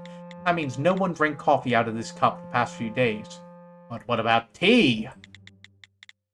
Oh, so even if the coffee had been poisoned, the victim would had no chance to drink it. It seems so. Though we know the victim was bludgeoned to death, so that was never a possibility in the first place. Of course, the thought never occurred to me. You understand what exactly my skill entails now? I do. But if your skill allows you to read the past of different objects, couldn't you just read the face of the culprit from an object's memories? I cannot. Sight isn't an option. Ah? There are only 3 senses I can get from an object. Sound, smell, and touch. I can't get a read on anything besides those 3. Put more simply, the cup doesn't have eyes, does it? It's sort of like that. The cup doesn't have ears, a nose, or nerves either. Since there's no visual information, the past I can siphon off is quite fragmented. Yet what I can read helps out the investigation a great deal. When Lady Luck shows her beautiful face, I can even hear the voice of the culprit. In those cases, I bet you can all find the criminal in a heartbeat. We can. Not bad, huh? So, shall we begin our investigation? I'll read the memories that remain in this room. You listen to my explanations, take note of the parts you think are important, and fashion them into a document. Use this. It's called a memory survey. So this is the document recording the past memories left at the scene of the crime. There's a limit to the information we'll be able to glean from the past, yet this document will let us see this whole incident from a new perspective. Well then, let's begin. To find the information that'll be the most useful to us, the important thing will be selecting which objects to survey. Tell me which objects scattered around the scene of the crime you'd like me to investigate. Alright, so there's some pretty obvious candidates here to poke around at. So, carpet with its blood stain seems obvious. Oh, that's a water stain. There's a water stain on the rug here. At the very least, we can tell it's not blood. Shall I get a read on it? It feels hot, then slowly the moisture spreads. And that smell, is it black tea? After the liquid pooled, someone crossed through it. Thinking back to the footprints in the trace photo, that may have been Yulia Geller. I didn't smell anything, so was the sergeant catching a smell from the past? After smelling the black tea from the memory, I suddenly feel like having a cup myself. Would you make me some later, note? I don't know how my tea would taste. I'm not much for tea. Are you being serious? I am. I prefer coffee to tea. Dude, you're in England. That's the kind of stuff that gets you shot. Or stabbed, I guess, because they don't have guns here except for the lie detector girl. That's because you haven't tried a cup of genuinely scrumptious black tea. I'd rather save the money on that genuinely scrumptious tea and buy a cup of genuinely scrumptious coffee instead. You have no intentions of changing your mind on this, have you? Nope. I mean, maybe. Well then, next time we meet, you may find we are enemies. The next time? Is this really that important to you? Okay. Oh, at least it gives us a thing of how much stuff we have left to click on, so we aren't stuck doing an Ace Attorney and going around showing every single thing to every single person. A dartboard, probably not related to the crime, but shall we read into it? It's got darts stuck in it. However, they weren't thrown by any normal hand. It was something stronger, almost like they were shot out of a gun. Not just darts in it either, huh? These are playing cards, for instance the King of Spades. How do you get playing cards stuck in a dartboard? That seems like it would have been the telekinesis girl, the Geller, right? Well, magicians can throw cards like they're weapons, at least that's the image I'm getting. I'm not seeing that, so don't go framing it out quite yet. Because, like, if they specifically said it wasn't thrown by a human, I feel like that's more the telekinesis girl, because she's got the power that would do that. Anyway, flower pot. Alright, I'm gonna use my skills, so back off for a moment. The flower pot on the table fell off due to an intense tremor, which is how it seemed anyway, so there wasn't much point in reading that. Okay, so that was probably just... This fell off the table due to the impact caused, but... culprit, or due to the guy's face hitting the table. At the very least, we can tell the flower didn't live on and keep moving. Ah, was that too much? It felt wrong while I was saying it. No, you're actually right on the mark. A while back, we caught a staffer who was able to control plants. The staffer manipulated a growth of vines to strangle her victim. I can't even tell a silly joke in this city. The wokes ruin everything again. I see quite a number of books that look difficult to comprehend. I bet there's a whole lot you need to know to run a theater. The victim sure was an outstanding person. You want me to read into it and see if that's the truth? That's not right. What is it? I read into the memory of the bookshelf, but I can feel no changes. How far back into the memories can you go again? As for specific memories, I can only go back 3 days, but if I'm just skimming the surface, about a month? You must have been busy these days. There are quite a number of people who view books in terms of adding to the look of a room. There are much cheaper decorations. Okay, so bookcase is irrelevant. 1 second, there is one that's been moved recently. Oh, spoke too soon. Huh? Which book? Poker for Pushovers, intermediate level. Don't need to look into that one. Okay, so we got the bag here. What is art, exactly? At the very least, it's not this hideous block of stone. Can we read into its memories? I see. It seems this was originally the bust of a human head. I can't tell you the original shape for sure, but I can guess it was made in the victim's likeness. Huh? And why does it look so weird now? The shape was distorted by an extremely high temperature. Someone, out of the 3 people, one of whom can control fire, burned the bust off the victim. How did someone manage that? That's not exactly a flammable material. You think it was our culprit who did this? But why? Someone confused the bust for the victim? Sergeant, no one would confuse a statue for a person. Well, it might be possible if it had a cape draped around it. Sergeant, no one puts a cape on a bust. I don't know, I feel like that's definitely referencing some specific Ace Attorney game, isn't it? The only one that's coming to mind is the one where, like, it's the other way around, and they're disguising a person as, like, a statue that's set to be unveiled to get them through and plays undetected, but... Note, one day you're going to see a statue wearing a cape, and won't you be surprised when you do? I'm not sure about that, but whoever made the bust like this was holding quite the grudge against the victim. At least that's one possibility. Oh, speaking of capes, can we click at the... Nope, can't investigate the jacket. What else we got? Paper bin, can't do the paper bin. We already read the teacup, but are they going to make us read that again? Okay. Chair? That's the chair the victim was sitting in. I'll read into it. I hear a man snoring. It's quite loud. As the snoring continues, I feel a large impact. Then the snoring stops, so he was asleep when he got conked. That's the memory from the time the victim was murdered. Seems that way. Our murderer must have been aiming to take him out when he was sleeping. Could you tell me what time that memory is from? I cannot. I only know that it happened roughly within the past 2 days. Surprisingly, these are quite inconvenient supernatural abilities. Watch your tongue. Sorry. They aren't supernatural abilities, they're skills. Terminology is important. Be careful you don't mess it up. Right. As for the time of the crime, Brian's trace photo will be much more helpful than whatever I can give you. Shall we ask him to look into it later on?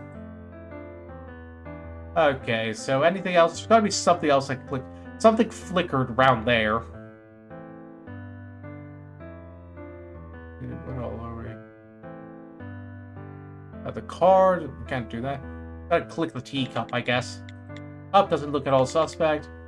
It suffered all manner of disgrace, but at the end of all that suffering, its integrity was confirmed untainted. Miss Julia Geller was the one who brought this when she first came on scene, correct? Seems likely. I don't think she was lying when she said she was bringing him coffee the moment she discovered the body. The problem is the earlier 7:30 visit. Why did Geller visit the scene of the crime before bringing him coffee, and why hide the truth from us? I did say that we shouldn't point the finger at Miss Geller for this, but I also can't help but be suspicious. With how things stand now, the person most likely to have committed the crime is still Geller. Unless we find some other possibility, the blame will most likely fall on her in the end. Alright. There was still... Feather, finally. So, should I read into this feather? I hear the death cries of a bird as if it's being ripped apart. The sounds of a blade digging into flesh. This feather was dropped with a flap of its wings. Then this feather was dropped from a living bird? Since this is a theater used for a circus, I imagine it came from a pigeon used for the show. Speaking of which, a dead pigeon was found during the search for the murder weapon. This feather is probably from that pigeon. The feather probably stuck to the body of whoever killed that pigeon and then fell off whenever said person visited the scene of the crime. At least that's a fair assumption.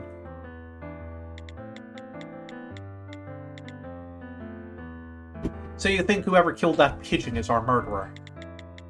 Probably. Having a live pigeon on your person could interfere with carrying out a crime.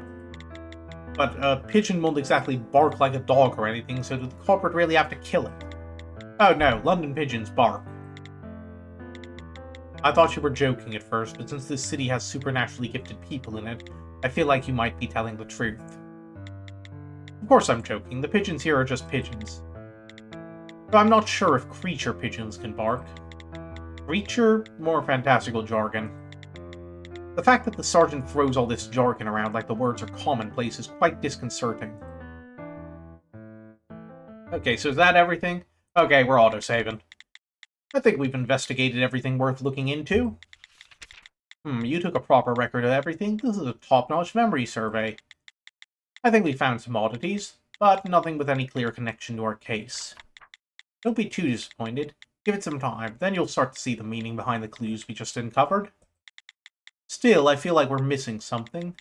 Isn't there anything that stands out to you, Sergeant? Well, if I had to pick one thing, maybe the ceiling? The ceiling. What about it? Ah! You see? If you look carefully, you'll see there's blood on the ceiling. When we find blood on the ceiling, most often it means the victim and the assailant got into a physical altercation. The blood spatter usually comes off the backswing of an already bloodied weapon. But in this case, the victim was killed with a single blow, no? We found no signs of a struggle on the corpse. Precisely, which is why that blood spatter feels out of place. I'd love to get up there and read its memory, but that would be no easy feat. Maybe it's because this is a theater, but the ceiling's about 5 meters up. Hey, you know what would help with that? Step ladder. You could have something to say about that, probably. But there's blood on the ceiling. Handy. Julia Geller is ready for questioning. Would you like to get started? That voice, was that Detective Thena? Ah, her voice is coming from me. So, a walkie-talkie? Where will we carry out the interrogation? We've got the suspects in the green room. The small dark space makes it perfect, don't you think? Oh, the spork's a walkie-talkie. Sounds good, give us 5 minutes. Sergeant, what's that? Huh? It's a spork. We use these instead of walkie-talkies. So it's a walkie-talkie shaped like a spork. No, it's a spork. A cross between a spoon and a fork. I know that much, but tell me, why is Thena's voice coming from a spork? How exactly does it work? I'm not quite sure myself. After all, we can't be sure which objects will become staff. Staff? Ah, I guess you're not completely in the know. We call objects with special abilities, like this spork for instance, staff. Just like the staffers, these objects are also phenomena. Then staff is like the object version of a staffer. In truth, staffers are the human version of staff, but, I mean, you've got the gist of it. Here, now you've got one too. If you want to get a hold of someone, just hold it upside down and speak. But why does it have to be a spork? Nope, let's not dwell on that. I should focus on the case. Note, you're going to play an active part in interrogations as well now. Can I really? It's important that you experience a little bit of everything. I have matters to attend to that require me to leave the theater for a while. While I'm out, you go help Thena. Okay, I'll go give it a try. Though I'm not so sure I'll actually be of much help. It's true, we have no idea if you'll actually be of much help, but it'll be better than you not tagging along. I don't think I'll be of zero help, though. You think so? Then I'll be looking forward to seeing what you can do. Not too much, though. Well, that sure does make me want to get something done. Detective Thena said the suspects would be in the green room, right? Alright, interrogation time. Making some progress towards doing logic-y stuff again.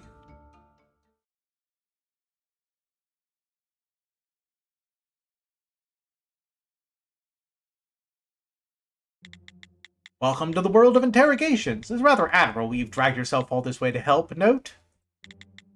I guess the Note nickname is catching on. In the beginning, it was my job to decide on nicknames within the Mana Affairs Division, but this time it looks like Pandy beat me to it. Speaking of the whole Pandy thing, you're talking about Sergeant Pandoria Redfins, right? I'm not sure how appropriate it is to call the superior officer by a nickname, even if it is objectively many, many times less stupid than a real name. A nickname is part of one's identity. It's what you need to survive when you work in this field. What field is she working in where this is normal for her? Excuse me, how long am I going to have to wait? I'd like to get this over with. Ah, this woman. Is she Julia Geller? That she is. Would you like to introduce yourself? Hello, miss. I'm No Trick Case of the Mana Affairs Division. No need for introductions. I won't remember you anyway. You're a staffer, right, Miss Geller? I've heard you were gifted with telekinesis. You should have all my information, since I gave you my bureau file before. Can't you figure it out with what's written there? With all the strange jargon on that document, I honestly couldn't have told you from a look. Sorry, this guy's a rookie. Could you give him a demonstration? If I must, stay back while I'm using my skill. You'll only make it harder to control. Ah, of course. Well, I could show you with this pen. How's that? Oh. Oh. That's it? The pen's floating. Aren't you impressed? What more do you want from me? How can I put this? Since it's less of a magic trick and more of an actual supernatural ability, I find myself quite disinterested all of a sudden. Would your audience members enjoy seeing something like this? Are you in your right mind? Of course I performed different stunts on stage. That was just to show you my skill. Amateur. Miss Geller, I heard you're a clown. And I also heard that that's your profession, but your personality doesn't seem all that cheerful. I obviously put on a cheery act when I take the stage, but do you really expect a clown to act so ludicrously in real life? Chumps like you, who can't distinguish fiction from reality, are the reason Vladimir Nabokov caught so much heat. Oh, he was the Lolita guy, right? I have no idea who that is. Sorry, Mr. Nabokov. More importantly, I've already said all I have to say. Why am I here? Aha! Miss Geller, you're here because of Note here. Ah? We were just about to conclude you were our culprit, but Note voiced his objections. Ah? In fact, Note's the whole reason you're getting a second chance. However, you should think carefully about what you say from now on, alright? Alright. Right up against the table, please. Okay. Hey, Note. Huh? It's good to be polite and all, but now's not the time. A detective shouldn't be looked down upon. Understand? Yes, I understand. Ha ha ha ha, I meant not that you've got the most polite way of speaking ever. So, Miss Geller, I've got a question for you. Alright? About the day in question. Before you happened upon the body, did you see the victim at all? We already know everything. I'd think twice about lying. Yes, I did. The ringleader called me in at 7:30, so I went to see him. Aha! Case solved. Take her away, boys. That lines up with the trace photo. You have a photo? No need to get into that. More importantly, we'd like you to tell us what happened at 7:30. I'm sorry, but I'd rather not talk about what happened then. Could you give me some time regarding that matter? Okay, then perhaps we should hear from someone else first. Okay, very well then. Wouldn't it have been better to pry a little further? We can pry later. If we push her too hard, we'll have a harder time detecting abnormal heartbeats. More important than that, Note, you almost got us into a heap of trouble, you know? Huh? Oh, are we not allowed to be using these tricks? The fact that we use our skills on suspects is strictly confidential. If they were aware of our skills, they could think up counters to them. Sorry, I didn't think about that. Also, it's super illegal. Like, we are... One breath of this gets out, and every case we've ever touched for the past 15 years is getting retried. Seriously, I haven't figured it out if you're a genius or a dunce. Watch your mouth, okay? If one of the suspects got word... Excuse me. That's when I said it. Would you rather eat that if it tasted like ice cream, or ice cream if it tasted like that?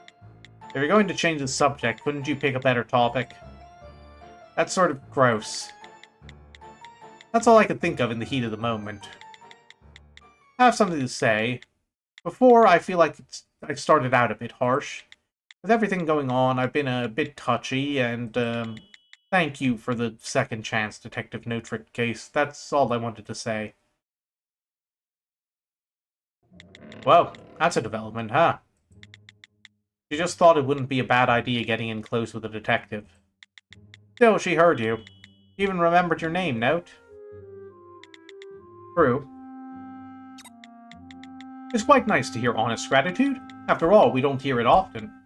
Detective Brian, are you on the spork again? Did you bring in the suspects? Indeed, both of them are waiting outside. Great, lead them in one at a time. Let's start with the bloke. Magician Frederick Vernon, at your service. Ooh, that is a neat pattern on the hair here. Well, there's a hairstyle you could spot in a crowd. You could lose your soul in a hand of cards to hair like that.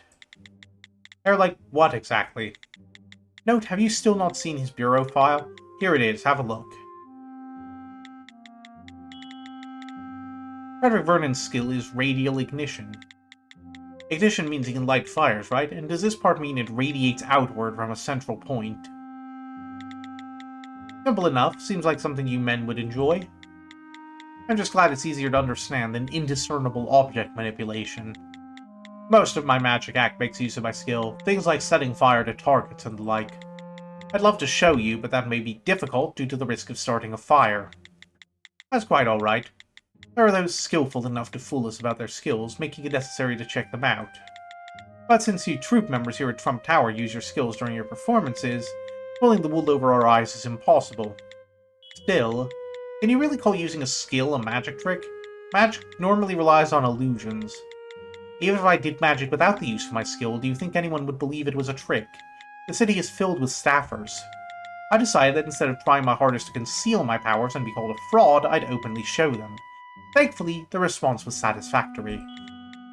Plus, there's something romantic about a man who can shoot fire out of his hands. Okay, finally we're on the same page about something. Kinda. Like, fire's the most boring elemental power. They're like, water's cooler, earth is cooler, air is cooler. Fire is just kind of... Best you could do with fire is decide what kind of animal you want to shape it into for your ultimate attack. That may just be your personal preference speaking. But, sorry. Calling you in here so suddenly must be quite the inconvenience, yes? No, it's quite alright. The man wearing the monocle provided me with a blanket and a spot of tea after turning on some classical music. Seems like the Bureau treats their suspects quite nicely. It's the man wearing the monocle who goes to strange lengths. More importantly, I'd like to move on to discussing the case. That's why you called for me, is it not? Ah, should we? Then please, scoot in close to the table. Well then, could you tell me about the last time you saw the deceased? If you'd like. This Mr. Vernon. He doesn't seem as hot as his hairstyle makes him out to be. Okay, we're doing some stuff here. I visited the scene of the crime at about 8:30. It was due to personal matters I had to discuss with the victim. I knocked on the door for almost 5 minutes, but there was no response. I couldn't hear the slightest bit of movement from inside. So I just went back to what I was doing. I didn't go inside. I couldn't have killed him. Besides, there were no hard feelings between him and I. Oh, that sounded like a lie. That's all I know. Shorter statement than I imagined. He seemed like he had a lot to say. Well, that's why you shouldn't judge based on appearances. No, with hair like that, he should be ending every sentence with fire, or at the very least he could add in some passion. So ridiculously rude, it's almost admirable. Anyway, first things first, check out the statements we've got so far. Note. Alright, let's see here. I've got 2 new documents. Vernon's bureau file and his statement. I should take a close look at them. Since I'm not a staffer, the only thing I can do to help is look for clues within the documents written by others. Let's think. If I can find something worth noting and point it out, I might just be able to find another clue. Alright, so do we point out the statue that was set on fire, maybe? Let's see here. Witness statement.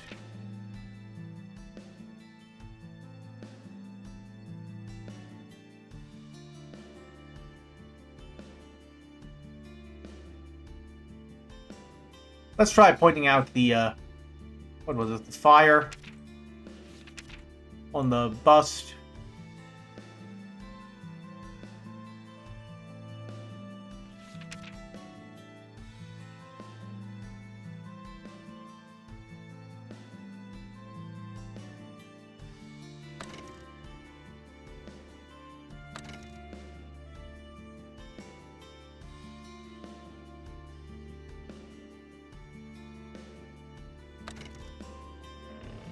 I feel like there's something to be examined here. Yep, there's something. I was worried I was going to be pedantic about it. I had to pick the temperature range. Detective Thena, did you happen to see the odd decoration adorning the scene of the crime? Huh? I think I saw it. Are you talking about that work of art only the people in the know could appreciate? Work of art? Was there such a work? You don't know? It's displayed right next to the bookshelf. Of course, Mr. Vernon doesn't know. It's no simple work of art, after all. It was a bust modeled after the victim. Really? Then why does it look like it was swallowed up by the abyss? According to the sergeant's investigation, someone melted it down with a powerful flame. Aha! Fire, huh? How do you think that happened? There wasn't exactly a bonfire in that room, and there were no signs the bust was carried out. Is it even possible to make a bust look like that? The only way that's possible is if it was done by a staffer with an ignition skill. That staffer must have absolutely hated the victim. Their nerve required to make a bust of the victim into an abstract artwork. Mr. Vernon. Yes? With you and the victim, things were bad, huh? I would like to apologize. Logical! I might have to take a short, minute break to pop downstairs and get some water in a second. I'm really doing a lot of talking here, so... Why lie? I'm sorry. Look, now I got the hiccups, great. I figured that if you found out I got into a scuffle with the ringleader, you might turn your suspicions toward me. I thought about being honest with you, but you're all part of the Bureau, right? Why does that matter? You're right. Since I'm also a staffer, I figured showing weakness in front of the Bureau, well, let's just say I had a bad feeling about it. I've heard that the Bureau has a bad reputation, at least at first glance, but I had no idea people trusted us this little. No, it's not even a question of trust. I feel like Mr. Vernon is actually terrified of us. I'm not completely unaware of what you may be feeling, but making false statements will only hurt you in the end. I'm going to write up a new statement. Will you be honest this time? I will. Okay, round 2.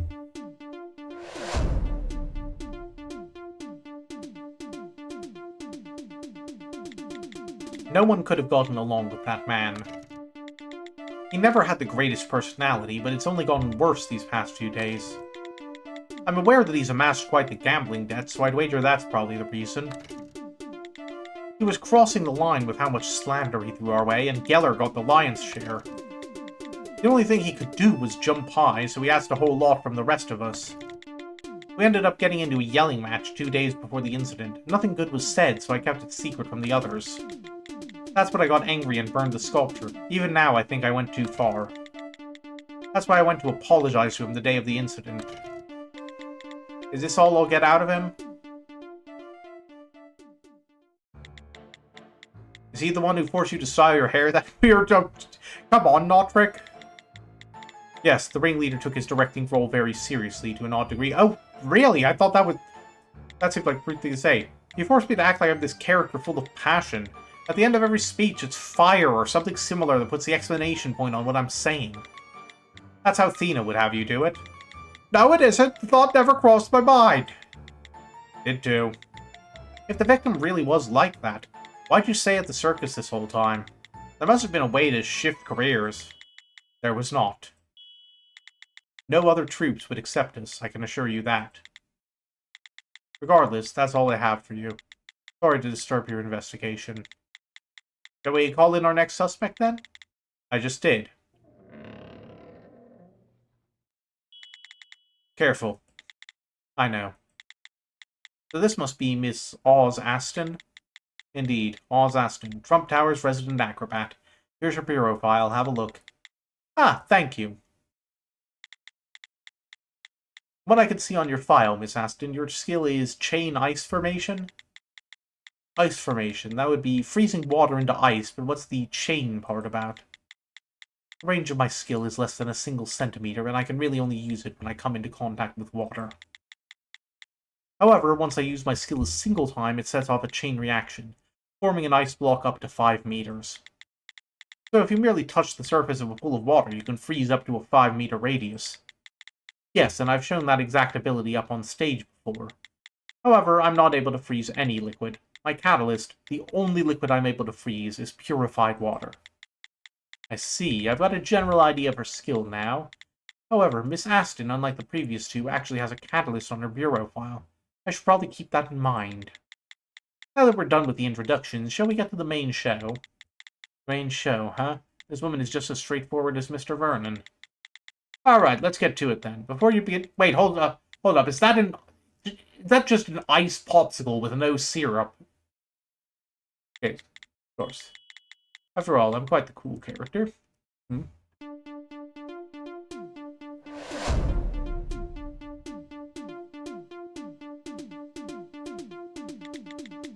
I went to his office only once. The time was maybe 8 in the evening. However, I didn't step inside. When I stopped by, the ringleader was sleeping. I was worried he'd get angry if I woke him, so I returned to our green room. A time after, I heard Yulia's screams. I sprinted to the office where her screams were coming from to find his corpse. Are you alright, miss?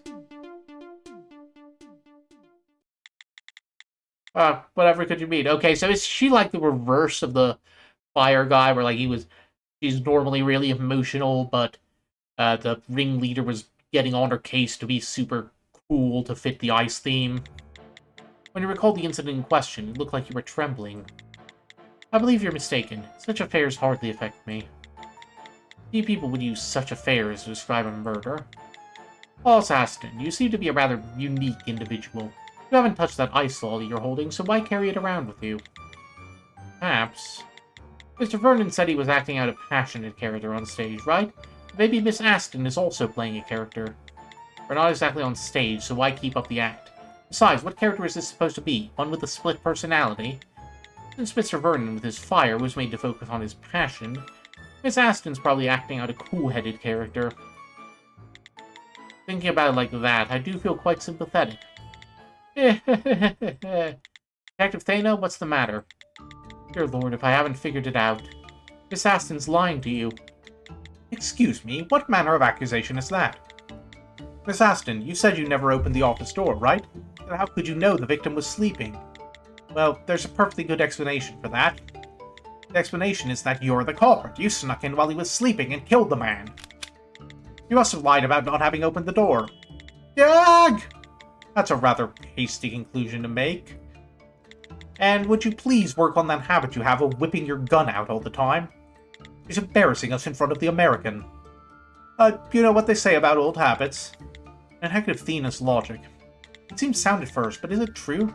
Aren't there any clues that contradict her hypothesis? Let's print out her claim and check it against some of the other documents. If I want to support or oppose... Yeah, we already know this one. So I assume there's a mention of, like, loud snoring on the desk, wasn't there? Let's pin this. And, where's the here. Here.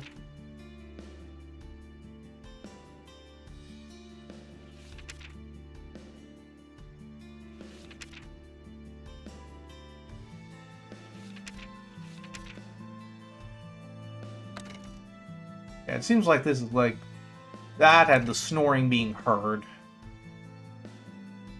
Let's combine clues and see if they accept that. Oh, nope, I guess. I thought...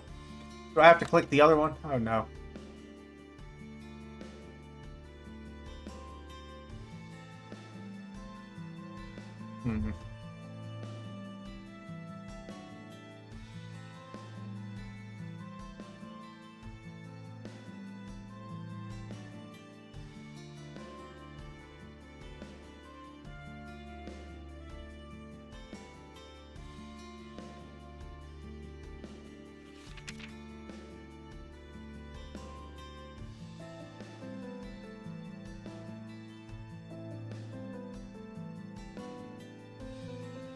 Or maybe it's just as simple as she didn't say she was...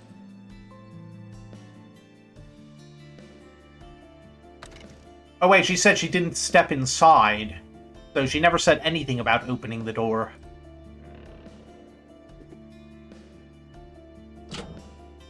And also, it's not a lie, going by her own power. Detective Thena? What's wrong? If you pour too much admiration on me, that might lead to some problems. It's not that. I don't think she's lying. What? Part of Miss Aston's statement about not opening the door. She wasn't lying. Huh? Why do you say that? Please, have a look at the witness statement we just wrote out. When she said she didn't open the door, you didn't detect any sort of abnormal heartbeat. Ah. Indeed, if your claim were true, Detective, you should have detected some abnormality in her heart rate when she got to that part of her statement. Alright, then what happened? How did Aston know the victim was sleeping? The reason Miss Aston knew the victim was asleep, maybe it's because... Okay, now we put the snoring.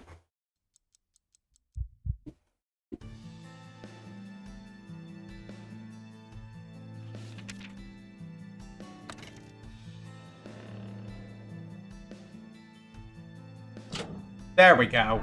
Now we're playing nice. Of course. The sound. What sound? His snoring. Right when I was about to open the door, I heard the ringleader's snores. His snoring was a thing to behold. So you heard the victim's snores and knew he was asleep. You really expect us to believe that? It's true. Why are you doing this? Why only prove my claims wrong? What am I supposed to say to that? When the sergeant read the memory of the chair at the scene of the crime, she said she heard snoring. Snoring only stopped after there was a dull thud. The victim was snoring right up until the moment he was killed. Then I can see no logic that leads to any sort of falsehood in her statement. Congratulations, Note! You passed the last test! That was no test. We just say it was. But I think logic is my magic skill that no one else in this universe has. So, is my name cleared for this now? It is. Sorry to have casted blame where it didn't belong. No, it's quite alright. As I said, I'm a cool-headed person, so it's natural for me to raise suspicion. Who's going to tell her? I should. Miss Aston, you don't look the least bit cool with what's going on. Instead of cool, I go with someone suffering from a mental breakdown. Just the overall concept of carrying around an ice lolly to look cool, it's so one-dimensional it actually comes off as sort of cute, no? How could you? You're just acting cool because that's the character you play on the stage, huh? You're right. When the ringleader first saw my skill, he said, "So you can control ice, huh? Let's make you the Ice Queen." Then I had to change my personality, my attire, even the temperature of the green room to match that chill. This guy was insane, huh? I'm not the most skilled actress, so I try my hardest to keep up the cool attitude, but it seems like it's no use. I do believe we need to find out more about the victim, John Henry Houdin. Could you give a statement about what sort of person Houdin was and what your opinions were of him? I'd like you to specifically focus on the role he forced upon you. Okay, I'll try.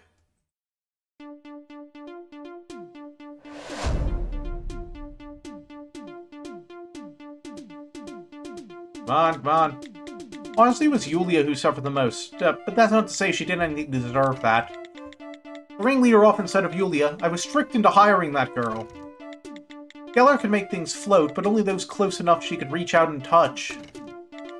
If you really think about it, the leader's special ability had to do with soaring through the air, so he must have looked down on her. Also, he always envied Vernon for being most popular and tried to throw a spanner in his act. I guess they got in quite the yelling match a while back, too. He even tried to put his hands on me once. Fortunately, he stopped right before hitting me.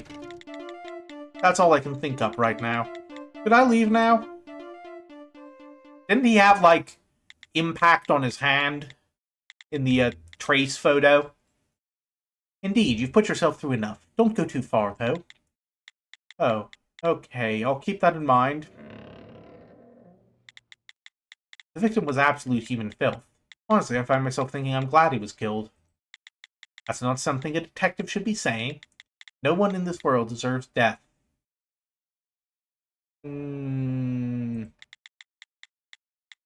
Still so untainted, Art Brian.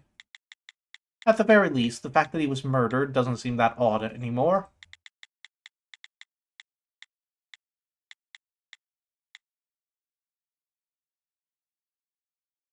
From the statements we've collected, I can now see that each one of our three suspects had a motive for killing the victim. Is there a single person in this world who deserves death? That's an interesting topic, but nothing we should be fretting about now. Oh, I can't deny it's interesting to talk about. It's definitely a stance that's hard to defend, but we really gotta be focusing on who deposed the ringmaster. There's not a single person in this world who can truly hide a murder. That's the only important topic for the likes of us. Sergeant, all finished with the business you had to attend to? That I am. Here, a present. What's this? The victim's bureau file. I found it at the nearest gambling den. He must have urgent business to attend. He left his bureau file as collateral, and if Bureau had found out about that, he'd have had a quick date with Charon for a ride. I'm not really surprised. They say that Houdin was a confirmed staffer. I guess that was a given, though, since they said everyone at Trump Tower was a staffer, huh? Victim's skills seems to have been that he was capable of object propulsion, so was he firing things off? Yeah, that's what the cards in the dartboard are from, I guess. Looks like he was able to fire off objects within range of him, like rockets. Victim, like other suspects, made a show of said skill at the circus. But I mean, this bureau file won't be of much use with how things currently stand, so you can ignore that. More importantly, I was listening in on the spork. Have you still not gotten Yulia's next statement? We asked her about the visit at 7:30, but she said she wanted to make a statement about that later on. Strange. Aston said that she heard the victim snoring at around 8 o'clock. Even if Geller is our culprit, she couldn't have committed the crime at 7:30. Maybe something happened at 7:30 that's difficult for her to talk about. Sounds like you might know something. That's right. Miss Aston's statement just a moment ago gave me a thought. There's a document that spells out exactly what happened during Miss Geller's 7:30 visit to the scene of the crime. The answer's quite obvious when you stop to think about it. Then show us. If you think something bad happened to Geller, show us the information that proves what it was. Yeah, I think maybe she's the one he slapped.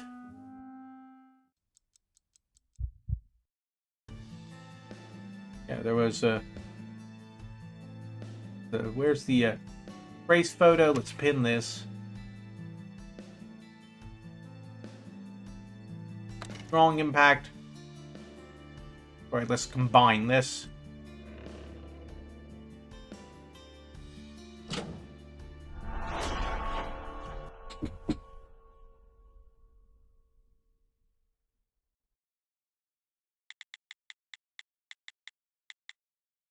This hasn't said the victim was... Sorry, I clicked on that by accident.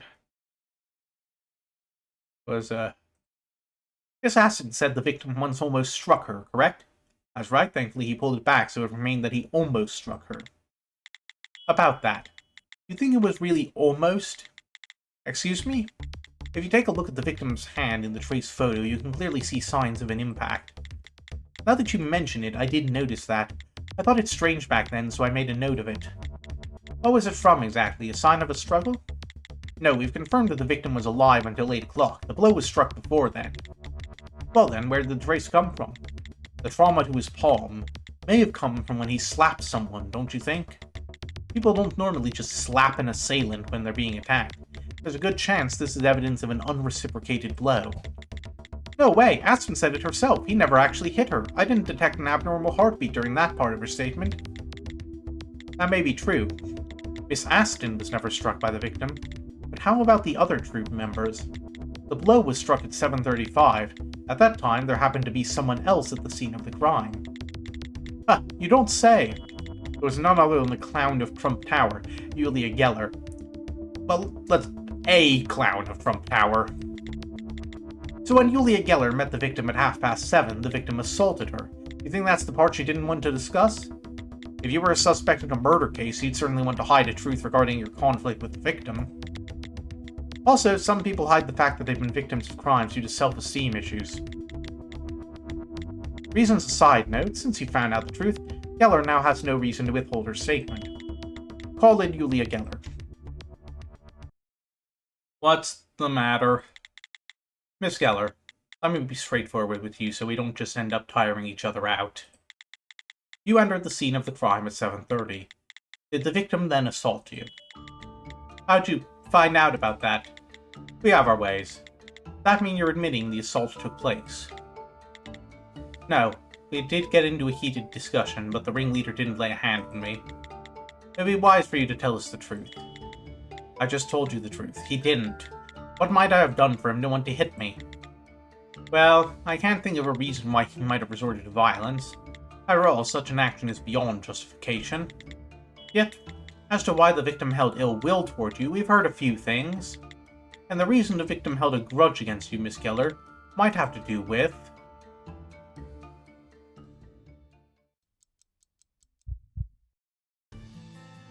Okay.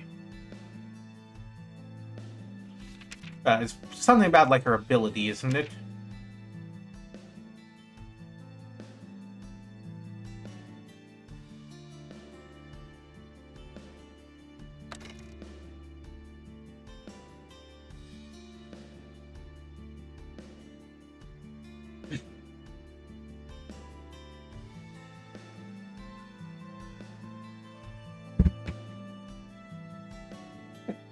It's either this one, where it's like the between their abilities, or it's this one about how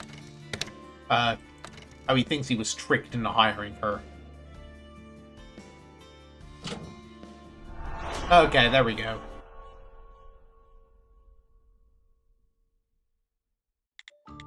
We heard that the victim often said he was tricked into hiring you. Miss Keller, your skill is limited in a number of ways.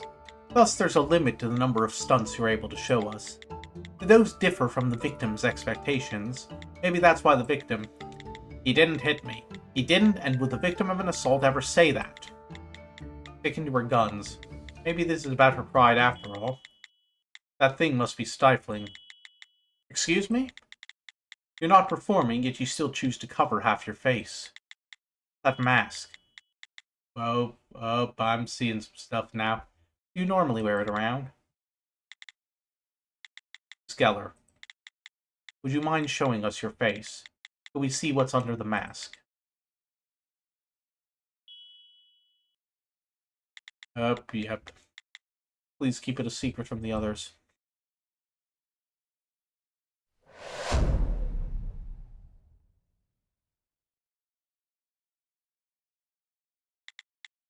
Did the victim give you that bruise?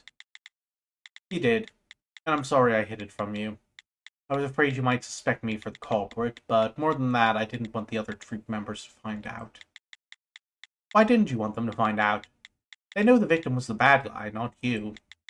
That's not true. I'm the bad one here. What's that supposed to mean? Well, we'll hear the details when she makes her statement. Please tell us about your relationship with the victim. Okay, I'll tell you, though I doubt this is the information you're looking for.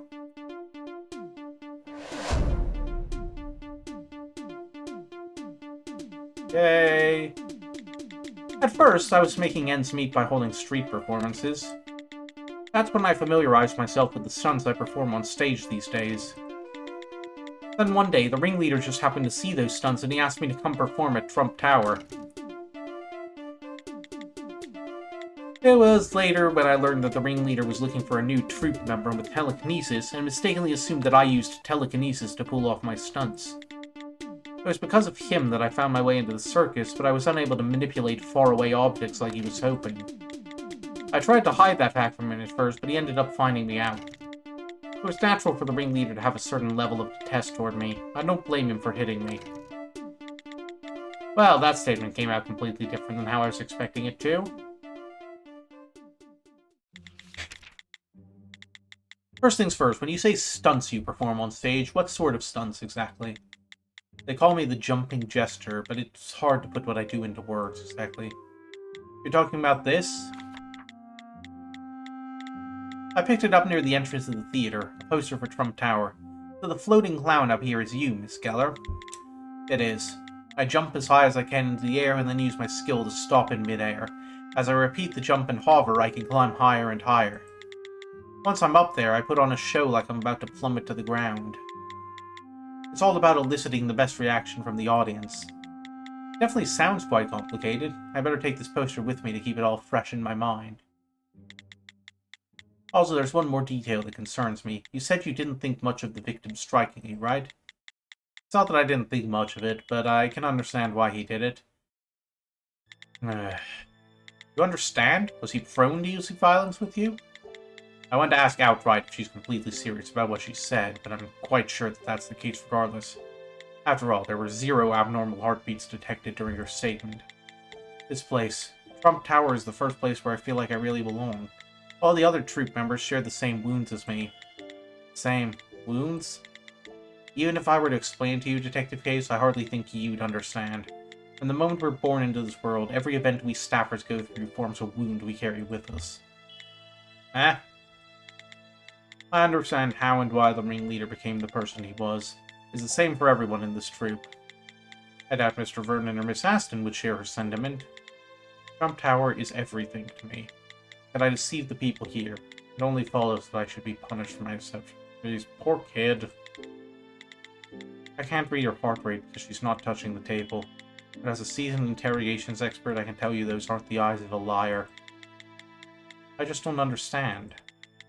As it turns out, everything that happened at 7:30 was as I expected. However, it's hard to say any of this counts as progress. Something makes me feel like I only know a bunch of information I don't really care to know. I just hope the new statement we just obtained gives us something to go on during the investigation.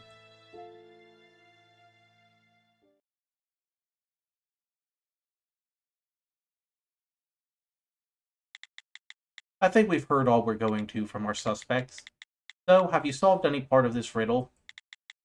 I'm sure that neither Mr. Vernon nor Miss Aston stepped foot in our crime scene that day, though they both got all the way up to the door. When you're dealing with staffers, murder from a distance is not out of the question. Just standing in front of a room is enough to raise suspicion. When we really step back and look at it, the problem is we still don't know how the victim was murdered. After all, we haven't found our missing murder weapon.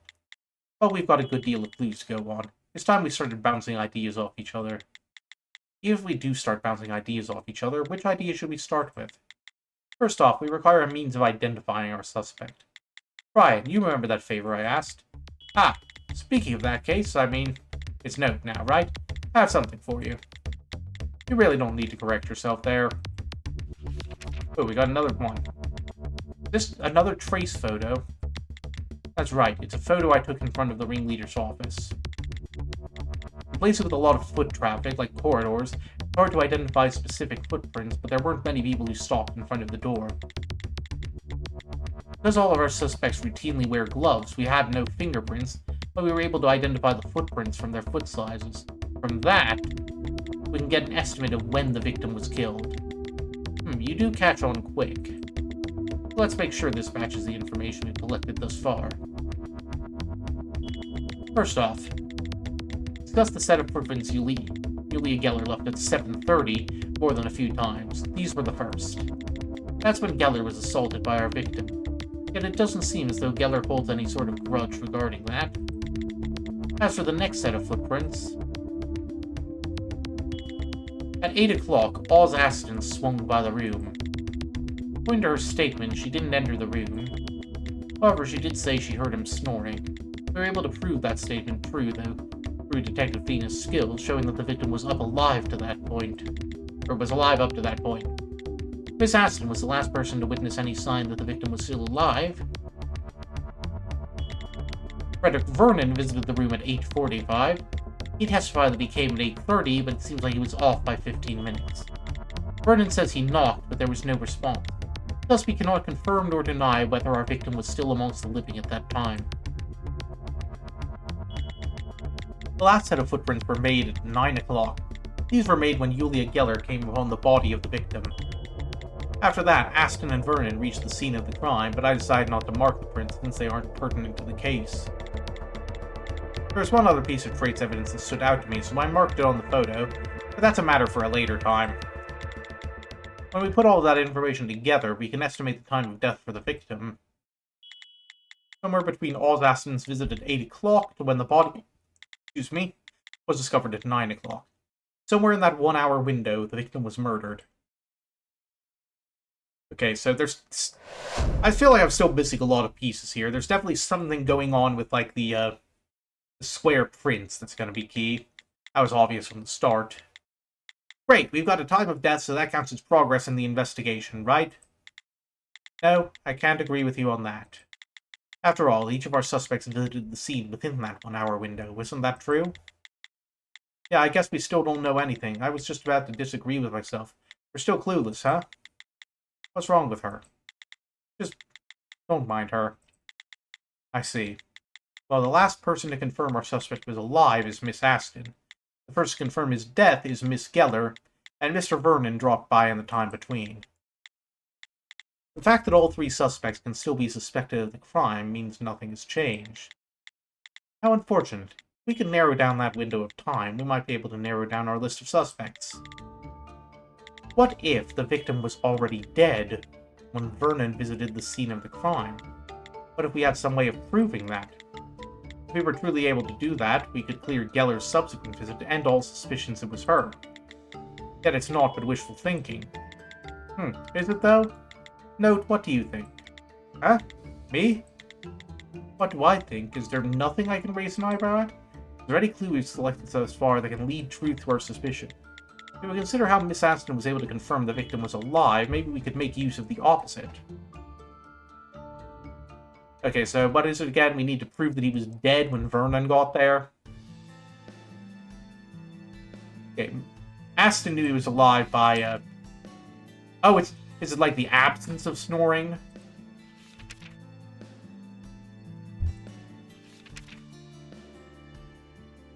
I wonder if it's this.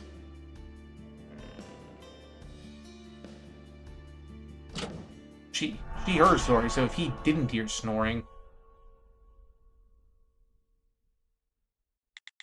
When Mr. Vernon visited the scene of the crime, he said he couldn't hear even the faintest rustling from inside. Moreover, we didn't detect an abnormal heartbeat when he said that. Indeed, thus we have no way of knowing whether our victim was dead or alive at that time. That's not true. There's a high possibility the victim was already dead at that time. What? What? How can you say that with any certainty? Memory survey. When the sergeant read the memories of the chair our corpse was found in, she heard the victim's snores. Yes, and the snoring continued before cutting out at one particular moment. Right, and what moment might that have been? The moment the victim was killed. Isn't that obvious? Do you know of any dead people who can snore? The important part isn't that the victim stopped snoring. What's important is the fact that the snoring continued until the moment the victim was killed. Aha, I see. If the victim were still alive when Vernon dropped by the room, he would have heard the snores coming from inside. Yet he didn't hear a single sound. In other words, when Mr. Vernon stopped by at 8:45, it was after the victim had been murdered. That means any suspicions we had of Geller and her visiting the scene after are cleared. No, that's not right. Julia Geller's skill is indiscernible object manipulation, so she's basically telekinetic, no? Even if she's not standing right in front of the door, couldn't she have killed the victim through a wall or something? About that. I don't believe Miss Geller could have killed the victim from a distance. You're waiting for now to say that? Note, the reason we weren't able to prove Julia Geller was the murderer was because of the strange way she approached the victim and the possibility of a murder from a distance. Is there a reason for your change of heart? After arriving here and the things I've heard so far, I believe we can say we have new information on Miss Geller. This information proves that Miss Geller couldn't have committed the murder from a distance. I've got a document that proves it.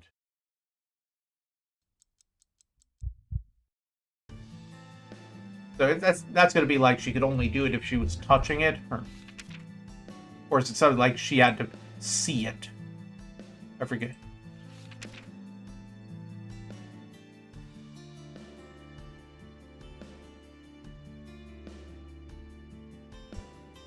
Yeah, it's like she couldn't have killed him from outside the room because it's 2 meters away. So, or is the room less than 2 meters? How big's a meter? Well, let's see here. Yeah, so maybe this one.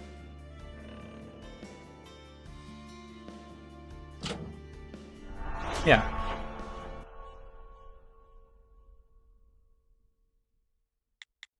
Aston's testimony? Miss Aston spoke of something regarding Miss Geller briefly during her second testimony that piqued my interest. Right, I remember Aston saying the victim tormented Geller the most, yes? Correct, the reason for that being Geller's skill. Geller is able to make objects float, but she can't use that power however she'd like. Even if this were a simple case of telekinesis, it would take great powers of manipulation to kill someone through a wall. But with Miss Geller only able to float some objects, do you really think she'd be able to kill from afar? Is there a chance that Aston is wrong about all that? It seems as though these people all use their skills during their performances, so unless they're hiding what they can do on purpose, the possibility she's got the wrong idea is quite low. Turns out that Geller would have needed to get quite close to the victim to commit the murder, so we're right back to our original hypothesis. Yet the conclusion this leads us to is the exact opposite. As long as it stands that Miss Geller didn't enter the scene of the crime during the window of time we've confirmed the victim died, Julia Geller had no means of carrying out the murder. Okay, we're making progress. I'm hoping to get this case done by the end of the session tonight. With this, we can clear Julia Geller of suspicion. We've narrowed down our suspects to 2. But in the end, until we find out how the victim was murdered, it's going to be impossible to identify our murderer. We still haven't figured out anything about our murder weapon either. We still know nothing about the most important details of this case. If I may, though I can't say anything for certain, I had a thought about our murder weapon. Maybe our murder weapon wasn't hidden. Do you think it might have actually vanished? It's the ice! I said it was the ice! Vanished? It seems that you and I were having the same thought. One of our suspects is able to craft a weapon just like that. Precisely. It's possible because of the skill that suspect has. If these two are talking about our suspect's skills, perhaps they're referring to this.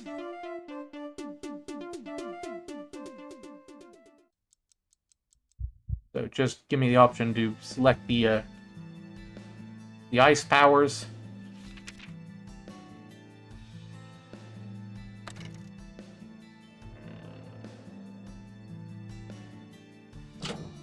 There we go.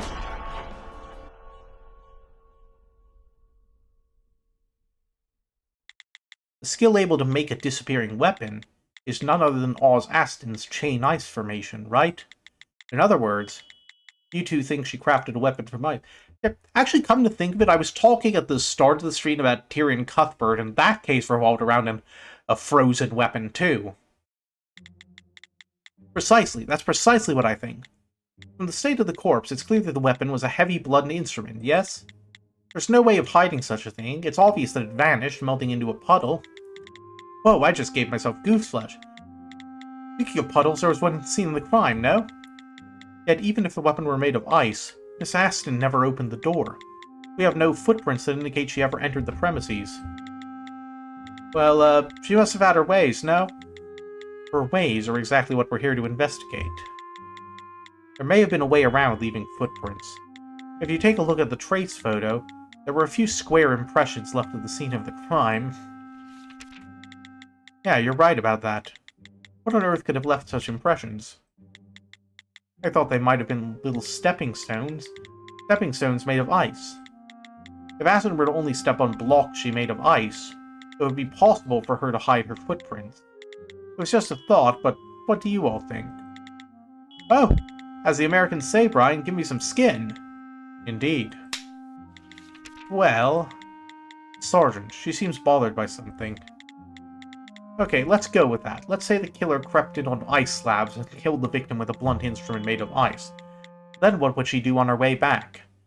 She could just leave them where they were. No, they'd melt anyway, except there were no puddles, so I'm seeing the problem here. What if someone went into the room before they'd had time to melt? Would she have had to stand guard in front of the room with the corpse until then? Well, if she could have somehow melted them... It's a bit of a logical stretch, but just in case, shall I help them work through this? How could she have melted ice in a jiffy? Not that the means aren't there. Like, I guess maybe she was in cahoots with the fire guy.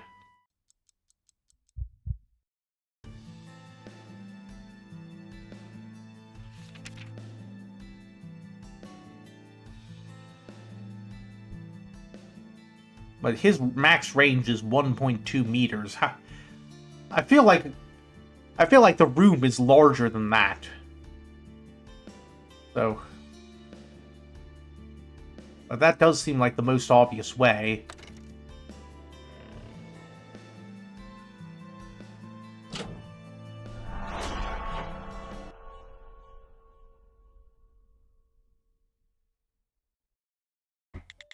If Vernon used his ignition skill, it would have been possible for them to have melted the ice slabs. Indeed, that's the ticket. Aston and Vernon are accomplices in this crime. Note, give me some skin. I'll take a rain check. I'll write you in for 8 o'clock tomorrow, then. Note, you're not actually entertaining their idea, are you? Don't you think it fits? The water on the floor, It's clearly what Aston used for her skill's catalyst. Then they must have melted the ice they used for the murder weapon with Vernon's skill. That's why the carpet was soaked. Are there really no holes in Detective Tina and Detective Brian's reasoning? I should have one more look at the clues I've gathered. There might be something I'm missing, somewhere. Was the puddle on the carpet really made when blocks of ice made by Miss Aston melted? I clearly remember Aston's skill having an important difference when compared to the other suspects.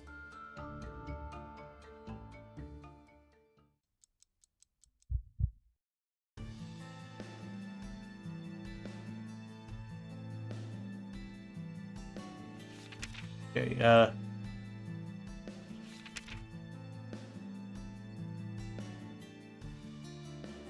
oh, it takes some time to freeze.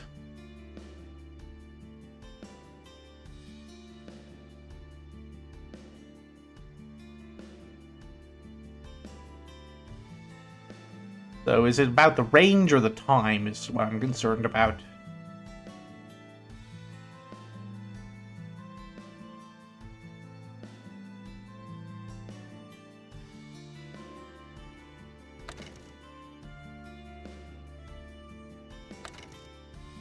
I gotta combine clues.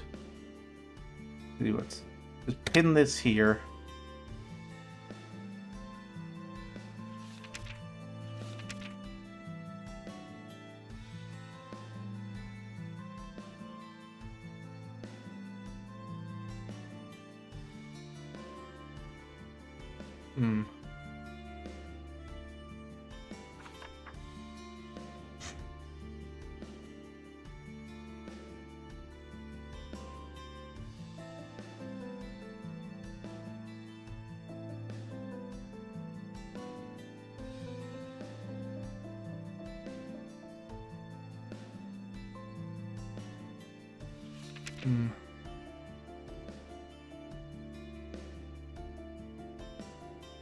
Oh, it's... But because of the T?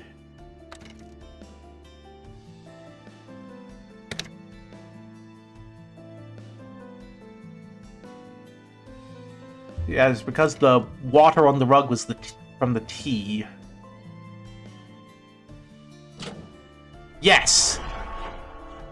Okay, we're cooking, but now we're back to square one again. My apologies, but the water left on the floor couldn't have served as her catalyst. Excuse me? What are you saying exactly? Note, are you a spy? Please, just have a quick look at Aston's bureau file. Unlike our other suspects, Miss Aston's skill needs a catalyst. These catalysts serve as certain conditions that need to be met for a skill to be put to use. In Aston's case, she needs water to use her skill. Yes, but specifically, she needs purified water to use her skill. Why does that matter? Read the documents carefully. The liquid at the scene of the crime was entirely black tea. I see. Black tea is hardly purified water. Miss Aston couldn't have used it as her catalyst, or as a beverage because tea is gross. Then, our logic is hogwash. I guess it is. Brian, I'd like to return the skin you slapped me. Rather unfortunate. I thought our logic to be quite sound. Did they just un-high five? Now she's going on about returns. Okay, so we're... I mean, logical, but also we're back to square one again.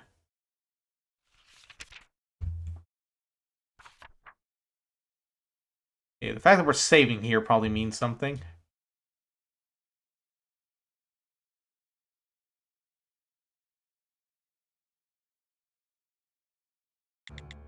Giving hope to people who've got nothing going for them, only to rip that hope away. You're absolutely wicked, Note. I would hardly say we've got nothing going for us. Did I do something wrong? Well, their logic didn't really have a leg to stand on in the first place. If Aston had made a weapon out of ice, we would have found a large tub to hold all that water. Though I must say, it was rather entertaining. Who's calling who wicked now? Okay, fine, I get it, I was wrong about the ice. One way or another, we've still got the same problem. After all this, we still have no one who could have killed the victim. That's where you're wrong. As long as we have the victim's corpse on our hands, our killer has to be out there. However, we're considering that every staffer in this troop could be the culprit. We couldn't have missed a smidge of a clue. And it is all about the ice, huh? You've really got a thing for ice, don't you, Detective Thena?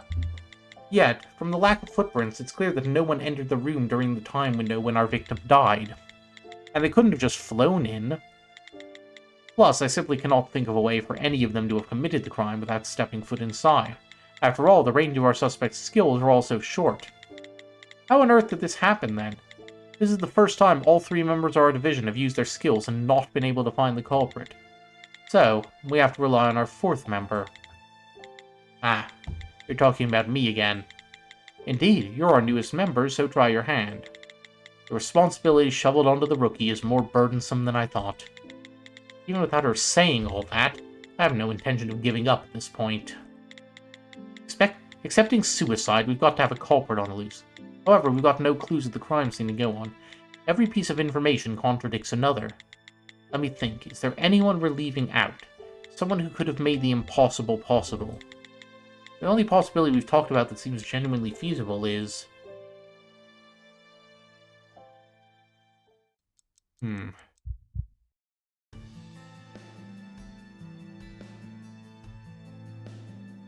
I wonder... Give me a second here. Let's look at this. Is there someone else on this poster?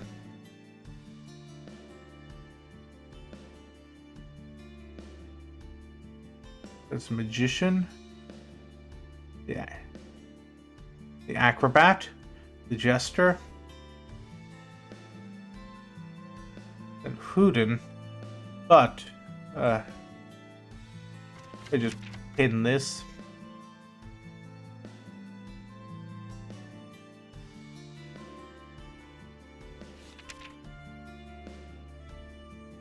It needs to propel objects that are under 80 kilograms. 80 kilograms is like more than a person weighs, right?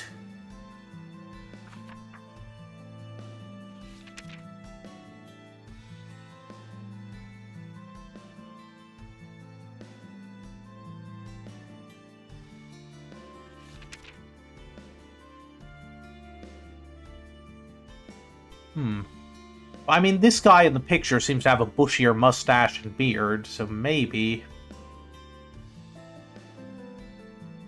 Does he make other... Wait, Houdin makes other things fly through there. Maybe this is a stunt double of sorts.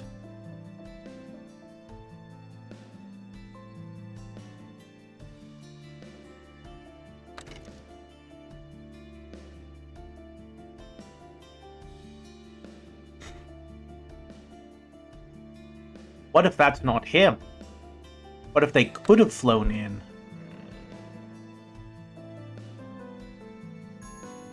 Not quite.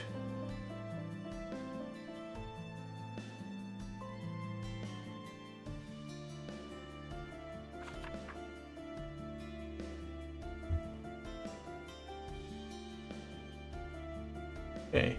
What have we talked about that's feasible? Or is this it? This is the one I'm supposed to oppose.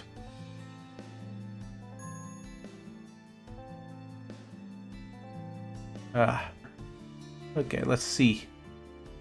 Let's unpin this for the second.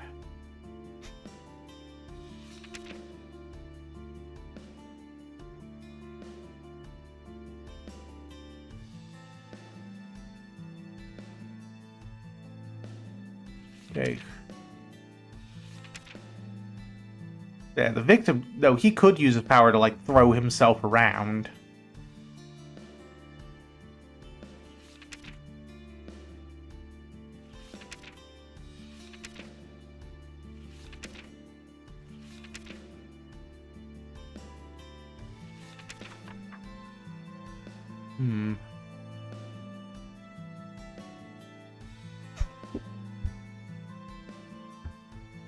Wait, what about the blood stain on the ceiling? Can we pick that one as something a clue we could have made? The feather, maybe?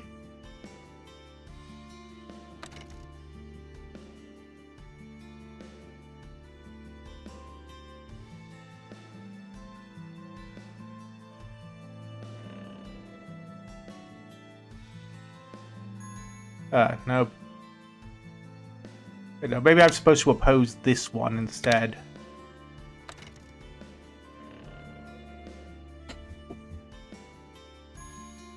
Guess not. Yep. Let's see. Look back through the log.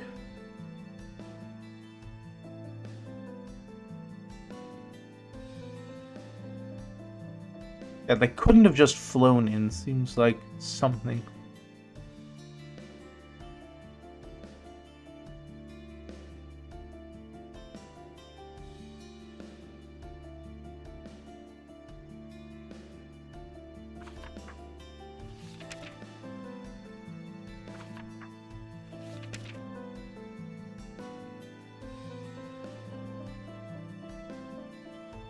Wait, no, someone was wearing a glove. Someone had tea with him. Wait, no? Really?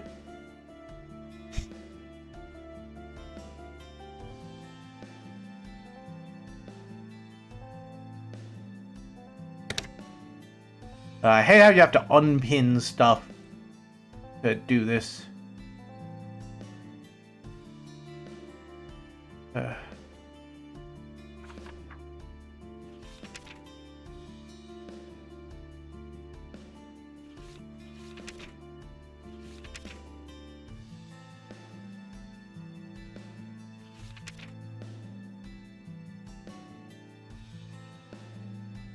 Wait, what if he is involved somehow?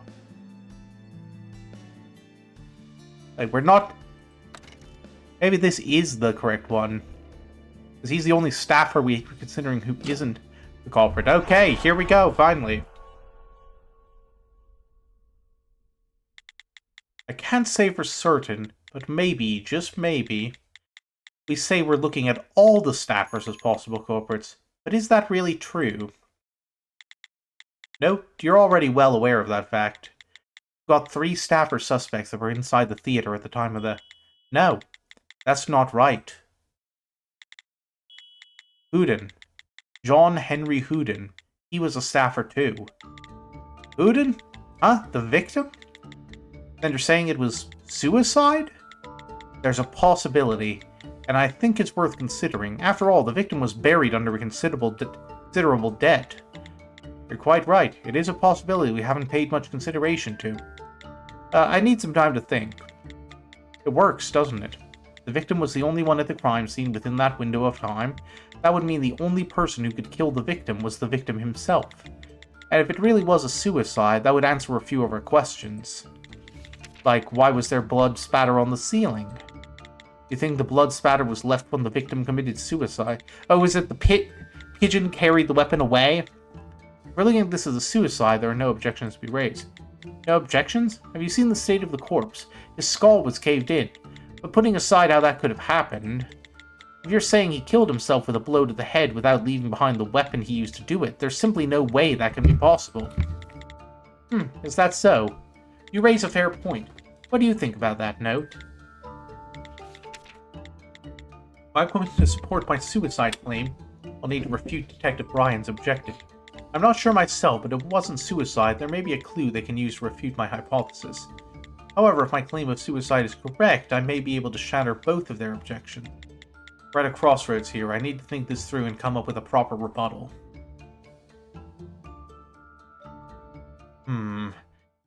Okay, like, did he get rid of it with the pigeon? Is the only thing I can think of.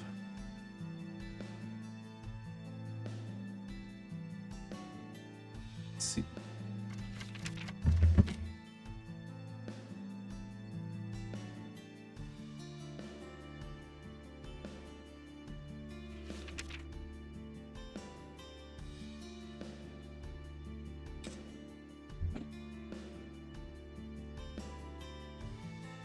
See, print.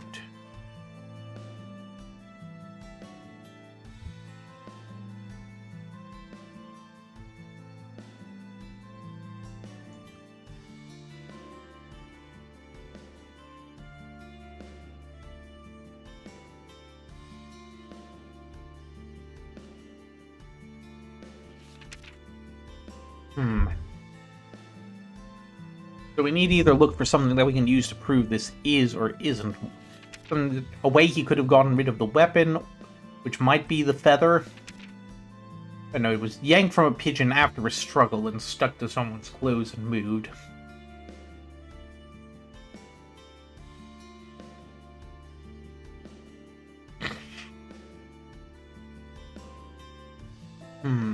I wonder if this is the potential issue. Like, the feather is still a standout problem. Okay, I'm not doing great at this.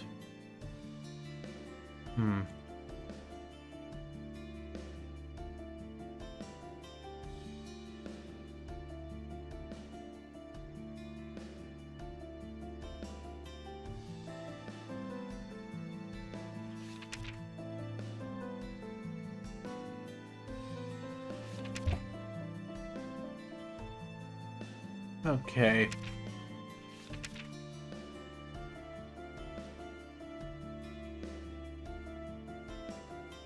He could jump high.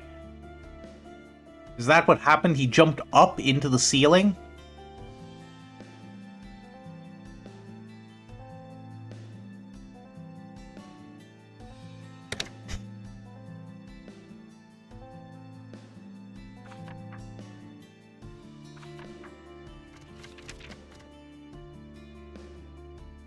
Maybe that's it. Maybe he jumped up high into the ceiling.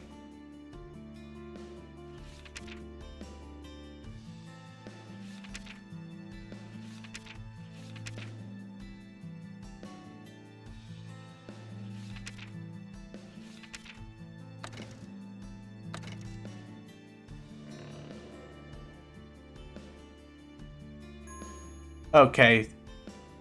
I feel like that's...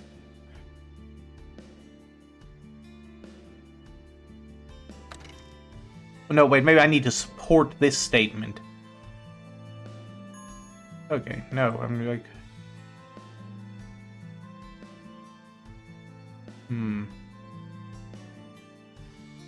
But yeah, I'm leaning towards you, like... But that still raises the question of what was going on with the feather and the pigeons. Or maybe that's it, I need to oppose the, it would cause no issues with the square-shaped indentations.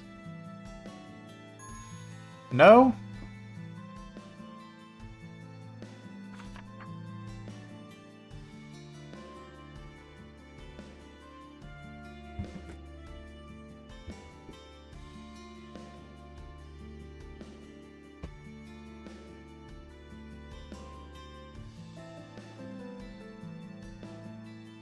This is gonna be tricky. I don't want to get a hint, though. If I can help it.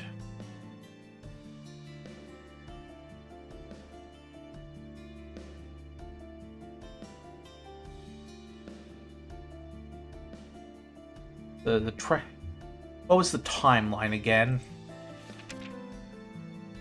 We know he was dead when Vernon got there, but alive when Aspen got there. So he died sometime between 8 and 8:30. And the square imprints were left at 8:30. Or like, between 8 and 8:45. Probably around 8:30. Oh, wait. Obviously, no, he was sleeping. What? How did I take so long to hit that? Okay, I apologize for being dumb. No. Sergeant, I'm sorry, but I think you're wrong. About what? There's still a lot I don't know about the staffers, but they're all able to control their skills, right? I can't say there aren't exceptions, but if a staffer could use their skills subconsciously, there would be a note of it on that person's bureau file. Then, just as I thought, this isn't right. Is that so? Thus the objection. But the two of you put an actual subject in your sentence. What exactly isn't right? The victim didn't commit suicide. What? But you're the one who brought that idea up, Note. Oh, well, hey Shiro, glad you could pop in. This is Staffer Case. It's a game about being a detective with no magic on a team of magic detectives solving magic crimes. And we're currently going back and forth because I'm kind of lost on this case because we've eliminated all of the suspects, including suicide. I am. I considered it as a possibility, but I was wrong. Why the sudden change of heart? We'd love to hear an explanation. Well, there isn't much to explain. You remember what I was saying before? The victim was snoring right up until the moment he died. To put it in the simplest terms, he was sleeping. He slept up to the moment of his death. Ah. It may seem obvious to say out loud, but sleeping people don't try to commit suicide. Thus, I thought it might have been an accident caused by him using a skill in his sleep, but Brian's explanation just a second ago stole that possibility away, yes? After all, there was nothing about that in his bureau file. Right. Sorry to turn the investigation on its head. It happens. I thought it to be a clever idea. Who could have seen the flaw in your argument? Then what was all that you said earlier? What about the blood on the ceiling? Andy figured it for blood sprayed up there when the victim committed... when the victim committed suicide, no? That blood was probably to throw us off the trail. I bet it's not even blood from the victim. What was that? It's not from the victim. Whose blood is it? If you think about the amount of blood up there, I doubt the owner of said blood walked away from the scene unscathed. Speaking of which, one of the clues left at the scene of the crime did seem out of place. Just maybe it can tell us the previous vessel for all that blood. Oh, it's the pigeon, isn't it? That's what the feather's for. They brought, like, the cage in. And now, maybe the cage is, like... Maybe they brought a pigeon cage in and that's what the square indentations on the ground are.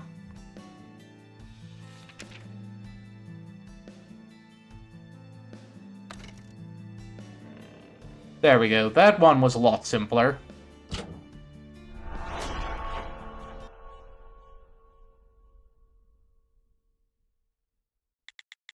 A stray feather was left at the crime scene.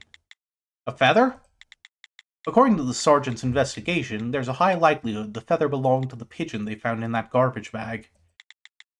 Right, the pigeon. I thought it rather suspicious and tried to look for footprints left around the pigeon, but all the feathers on the floor made further investigation impossible. In the end, we can't be certain who killed that pigeon. Unfortunately, the person who killed that pigeon is also the true criminal behind this case. Our criminal? But if it was our criminal who killed the pigeon, why go through all that trouble? Killing that pigeon was just one step in the killer's process. The killer needed something. Needed something? Have you forgotten? What question did you just ask, Detective Thena? Thinking back, I guess I asked about the blood on the ceiling. Ah! If that blood doesn't belong to the victim, there was only one other creature shedding blood at the time of the murder. That poor pigeon tossed into a garbage bag. The killer had to do that to the pigeon, because painting the ceiling with blood was another part of their plan. Blood was a cover-up. The killer was trying to throw us off their scent. Exactly. The killer was trying to disguise the murder as a suicide. That's it. The true purpose behind the pageantry. Okay, and this is like the third time they've told me I'm logical and I'm all the way back to square one. If we'd fallen for it and ended this case by calling the murder a suicide, if that was the killer's true purpose, we almost played right into the killer's hand. But wait, we said there was no one else capable of committing the crime. We're just saying that every staffer, including the victim, was able to pull this off. So we've got nothing left to go on but the ice, no? You know that's not true. Yet, since there were no other footprints left at the scene, it's clear that no one else entered the scene when he died. It's not like the killer flew in. But I can't think of a single person who could have pulled off the crime without stepping foot in that room. The suspect's skills all have such short ranges. Once we exclude suicide, we know our killer is out there. However, the killer never left a trace at the scene of the crime. Everything about this crime contradicts some other part. Let me think. Is there really no one? Someone able to make the impossible possible?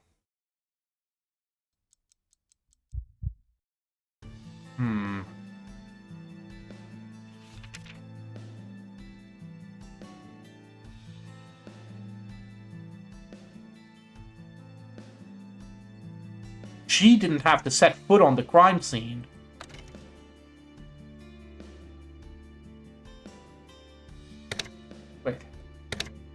Wait a second here.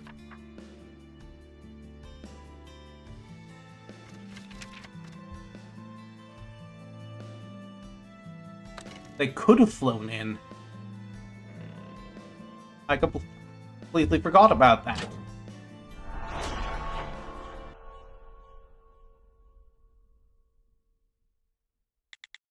There may have been one other person, someone able to enter the room without leaving a single trace. In the end, back to the ice, we already concluded that wasn't the case.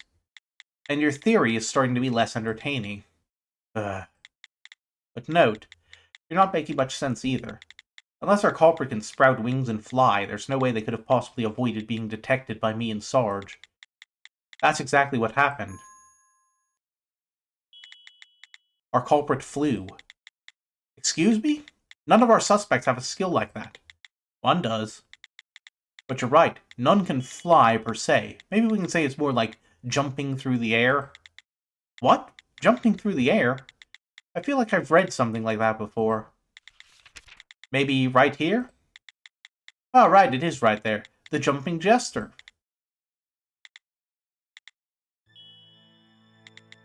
Aha! This poster, right here! Yes, the person we've been searching for is pictured right here.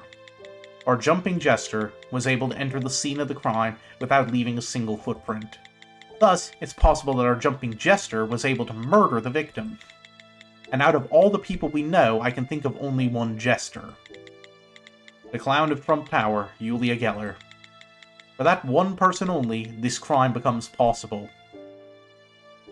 Ah, darn, I was hoping it wasn't her. In the end, after whining around for this long, we're back at the beginning with Geller being our culprit. No, if we had singled out Geller as our culprit in the beginning, she would have had a number of ways to argue how she was innocent. However, now that we've reached this point and erased every other possibility, the conclusion may be the same, but we're finally coming face to face with the truth of this case for the first time. As unfortunate as that truth may be, I was really hoping it wasn't Geller. I like Geller. She's... like, she decked the guy. Like, the guy decked her. She should get a pass to do a murder. What now? Miss Geller, we saw the poster with all of you on it. We're well aware of the fantastic stunts you're all able to pull off. Yes, and? But of course, you're a stunt, Miss Geller. What was it again? I can't quite remember. If you've got nothing to say to me, could I go back with the others? No, stop with the fanfare and get to the point. Miss Geller, your stunt is being able to walk on air, isn't it? Actually, it's leaping. I mean, leaping, dancing, it's all basically the same thing. The important thing is that you were able to enter the scene of the crime without leaving a single footprint using that stunt of yours. So it seems. Huh? Why does that surprise you? What? No, you're not using that as a way of suspecting me for this, are you? But you're the only person who was able to enter the scene of the crime without leaving any footprints. I'm always going in and out of there. Even if I were to leave a footprint after committing some sort of crime, I could say that they were from shortly before. I actually couldn't have because of Detective Brad's oh right, she's not supposed to know that. She doesn't know we can tell everything from the time trace evidence was left. In other words, even if Miss Geller is our culprit, even if I were the killer, I wouldn't have to go through the trouble of hovering. Plus, I'm not that good at controlling my skill in the first place. I don't really use it except on stage. Or is it that you have evidence I used my skill at the scene of the crime? About that. Could you give me a moment? What should I do? What do you think? Geller's claim is reasonable. After all, there's no way for her to know of Brian's skill. She's right that she'd have no reason to float through the air to enter that room. Even if she were to leave a set of footprints, we'd have no way of proving those prints were left at the time of the crime without my skill. It can't be. Did I get it wrong again? Still, I think you've got the right idea, Note. Huh? In her statements thus far, Geller's been quite easy to get worked up. But now that she's being pointed out as our prime suspect, will you be much longer? Could you wait outside for a moment? See, she's keeping calm and collected. She probably expected this moment would come, and she's prepared her counter-arguments well. Well, I think that's the case. We can't be sure. No, what you're saying sounds plausible. What do the rest of you think? When it comes to Thena and a suspect's psyche, she's never wrong. I believe you can trust her call. Detective Thena, as I should have known, there's a reason she's in charge of the interrogations. Still comes as a shock. Geller stepped through the air when she entered her crime scene, but her reason for doing so wasn't to hide any trace of her being in there. In other words, Miss Geller had a different reason for using her skill. I'm not sure what that could be, though. We're still lacking some sort of clue. You really think so? 3 staffers have already looked into this case. We've uncovered lies, detected the invisible, and read into the past. No matter the skill, it's impossible for a culprit not to leave behind some sort of clue. Clue remains, we just overlooked it. We wrote it off as something that didn't pertain to the case because it was all too neat. It's not the clues that are lacking, but our overall logic. That's my feeling in this case. In the end, it's all feelings and perceptions. Aston confirmed that the victim was alive at 8 o'clock, and Vernon confirmed he was dead by 8:45. Somewhere in between, Geller must have used her skill to sneak into that room. When she did, she must have left a clue. Is there really nothing to go on? With everything at the scene of the crime, was there no suspicious trace evidence left during the time frame our crime was committed? Okay, so what was there 8 to 8:45? There's still those weird square imprints on the floor we don't have an explanation for.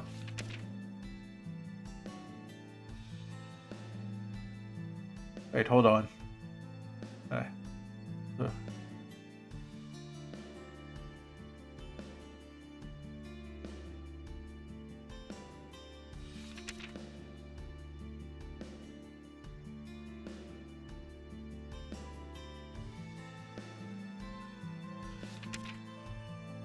I guess it would have to be these square things.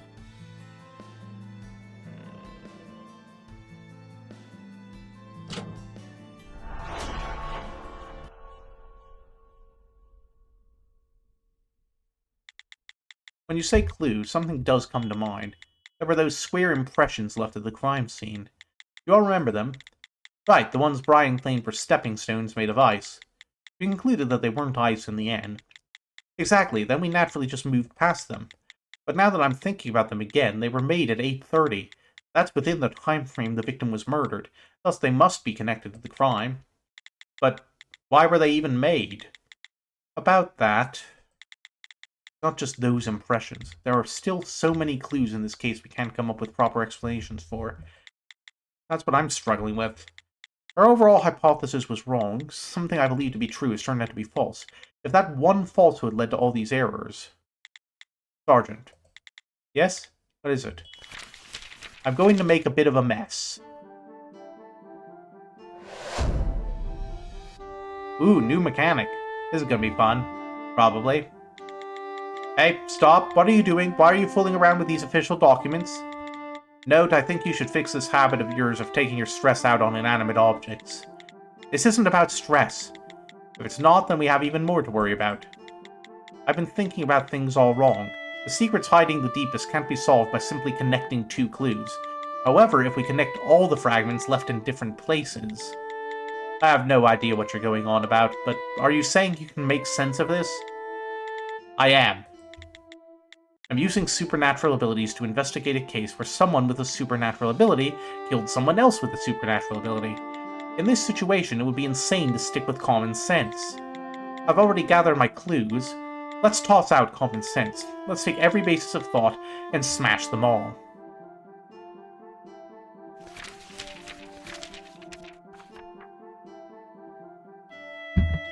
One clue from each of the 6 that points to the same conclusion. Click the combine button at the center. Try a combination to see how many clues you've gotten correct, and try to find the 6 that point to the same conclusion. Okay. Here, she's walking on the cards, isn't she?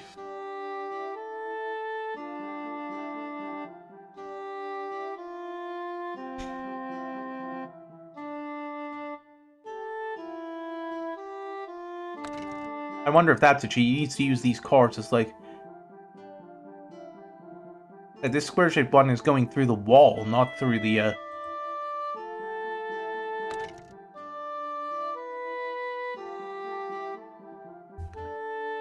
I think maybe this is it. Or maybe it's like a range thing.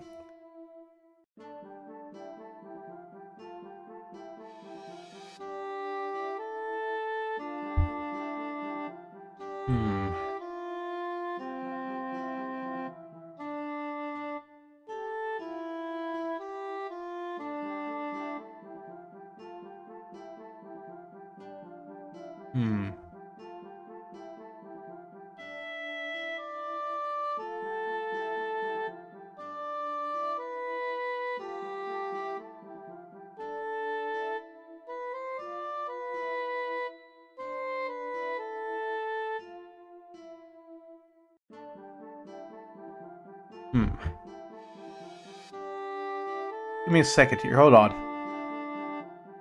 Which new prints are Geller's one? Okay, so those do match up. It's definitely something to do with those.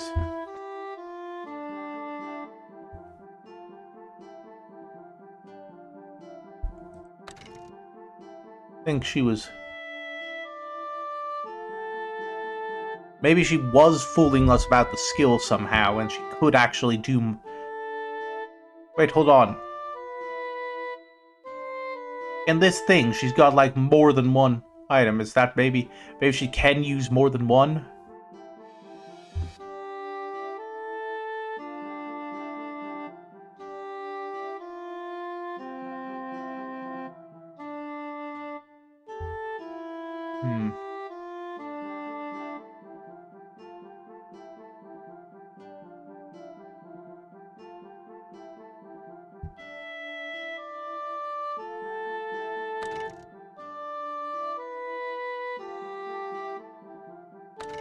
I wonder if this is it. She's lying about her ability.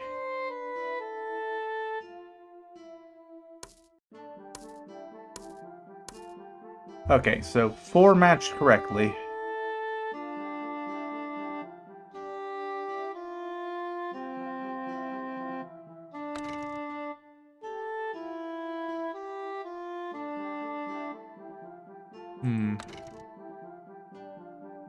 Just as to test, let me try something here and see if...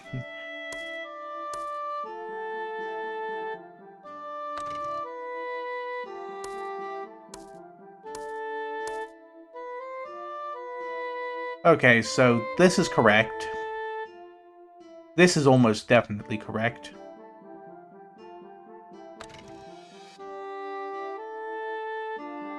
I wonder if it has to do with, like...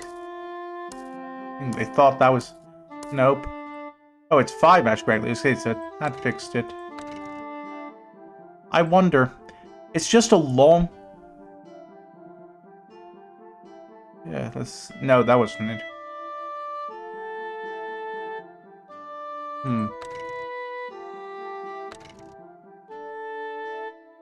It's like... So she could make things float if she touches them.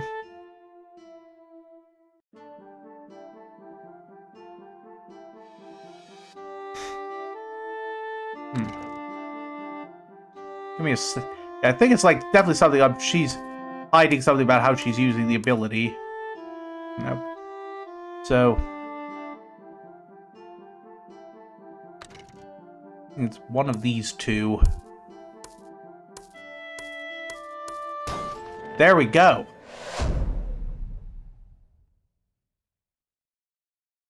I think she's got a longer range than she's letting on. I've unlocked it. That's it. If you think about it like that, it explains everything. And to prove it... Miss Geller, please come back in. Is your strategy session finishing up? It is. And from that strategy session, we've come up with a suggestion for you. What might that be? Wait. Let's see what he's going to do. Miss Geller, your stunt is leaping through the air, so could you show that to Detectives Thena and Brian here? Well, I'm sorry, but that would be quite difficult. As I said before, I'm not that good at controlling my skill. Those two could be in danger if they're too close. It's fine. Wait a tick. It very much is not fine. She said it's dangerous. For us. You two simply won't get too close when Miss Geller performs her stunt. If you wish, we have no problem setting up a suitable location for you. We just need you to show it to us a single time. If you just show us, I promise we won't bother you or your friends any longer. Wait a second, no. That's quite the promise to be tossing out there. I'll permit it. Andy, have you lost your marbles? Sorry. I want to see what happens next.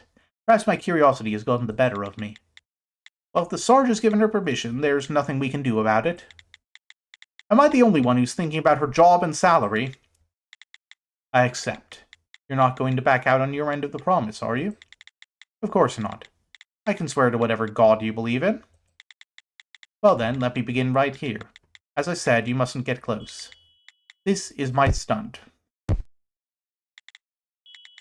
My word. And people pay to see this. All of you know that I even juggle up here when I take the stage. This stunt. What on earth? Hey, don't give her that much grief for it. After all, she's showing us for free. That's not it. It's just... Detective Brian, please describe exactly what you're seeing. How does Miss Geller's levitation look through your eyes? She's not levitating. As soon as she rose into the air, below her, I saw a trace of that same square. It's the same as the trace evidence left at the scene of the crime. Trace? No, you're a staffer. There must be contact between two objects for trace to be left. In other words, you're not making yourself float in the air, Miss Geller. You're just stepping up and standing there. There's an invisible object under you, and you created it. No, what's this about an invisible object? This is all coming out of nowhere. This is your real skill, Miss Geller. You can create invisible objects of any size and manipulate them at will. Put it in official terms, indiscernible object fabrication. Urgh. What? But for telekinesis. Everyone thought of it like that, but that's not the case. This is the piece of the puzzle that wasn't fitting. Miss Geller, from the very beginning, you've been hiding your true skill. This stunt you have of leaping through the air, it wasn't that you were lifting up your body with your skill, you've just been making invisible footholds and jumping onto them. Telekinesis. The label sounded rather grandiose, yet the statements of the audience members and those around Geller were consistent, so I've never doubted them. Note, you may not know this yet, but it's a serious crime to lie about one's skill in this country. Why would Geller take such risks to hide her skill like that? She only began to hide her skill after coming under the employ of Trump Tower. When you think of all that happened back then, it's rather easy to predict exactly why Miss Geller felt it necessary to hide her true skill. When the victim first saw Miss Geller leaping through the air, he must have thought, I've finally found it. I finally found the acrobat I've been looking for, wielding the power of telekinesis. Yet it was too good to be true. Miss Geller's true skill was creating invisible objects. As time passed, Miss Geller realized she wasn't the person the ringleader was looking for, thus she began her efforts to hide this fact from him. All of this matches your statement. Isn't that right, Miss Geller? Your string of lies, they were all to keep you at Trump Tower. The truth you tried to hide is not just the range or some small intricacy regarding your skill, and now we all know it. The truth of your skill itself was a grand forgery. Your skill doesn't use telekinesis. Telekinesis plays no part in it. How? How did a staffer become an investigator? Oh, is there like a bias thing in the system here? I thought they were biased against me. Maybe they're just mad that a normie got in. I think I get it now. I think I understand how you all saw through my lies. It's not just that gentleman there. Every investigator in this room is a staffer, isn't that right? Your bracelets aren't lit up, but you wear them just like other staffers. You found us out. Though strictly speaking, I'm no staffer. You have no connections to the Bureau, so you wouldn't understand. However, some Bureau divisions do employ a number of staffers. They merely keep it confidential so it doesn't interfere with operations. Should you be telling her that? No need to hide such information from our perpetrator. After all, I doubt she's going to continue resisting. Just as you said, Detective, my skill has nothing to do with telekinesis. Instead, I'm able to create invisible objects at will. The objects are more or less cube-shaped, but I can create them in various weights and sizes, making them handy in a variety of situations. That's probably how the word manipulation worked its way into my skill name. I've been placing objects on top of my invisible objects and floating them around, calling it telekinesis. She's rather brave to try and deceive everyone around her like that. And of course, you know everything now, yes? How I killed the ringleader, what I used to kill him. Come to think of it, we still haven't figured out the mystery of the vanishing murder weapon. Huh? No way. The weapon. You still haven't found it, have you? This isn't good. What? In the end, I turned out to be quite the bad girl. To hide my skill from the ringleader, basically my family. I have no excuse for the fraud you accuse me of. However, I didn't kill him. Is she telling the truth? Or is she trying to hold out on us? Miss Geller, you're the only person we can say for sure committed this crime. I couldn't have done it either. After all, there's no murder weapon. You just said you can make big, heavy, invisible cubes. You've got trace evidence on the floor, yes? Do you have any proof it was my skill that left it? As I said before, I had no reason for using my skill to go into that room, and even if I did go in there, I had no weapon to kill him with. You think I could do that to his head with my bare hands? Don't be absurd. Are you trying to make me lose my job here? You. The audacity. So, time for you to keep your word. No more questions for any of us. I think it might be time to reveal what the vanishing weapon might be. Sergeant, do you have any ideas? It's very obvious! Me? No, but obviously you're about to figure it out. When was that made obvious exactly? This is my first day on the job. Right. And I'm relieved to see you're adjusting so well. The arduous path I'm about to set out on is slowly coming to light. Now that I'm thinking about it, we've talked about the disappearing weapon quite a number of times, but we haven't uncovered a single thing about it. All I can be sure of is that it had a considerable heft to it, otherwise a single blow to the head wouldn't have smashed in his skull like that. It's not that easy to cave in a person's skull, so the object in question would have to weigh at least 20 kilograms. For something like that to just disappear, you'd think such a thing to be impossible, but since the deceased remains a murder victim, we have to say it was possible. Geller must have some means of making the impossible possible. Let's look through our documents one more time. There may be a piece of information that can be seen in a new light. Yeah, it's gonna say, like, 20 kilograms is her weight limit, isn't it? I feel like it's insulting that they make us figure this one out after she spelled it out for us.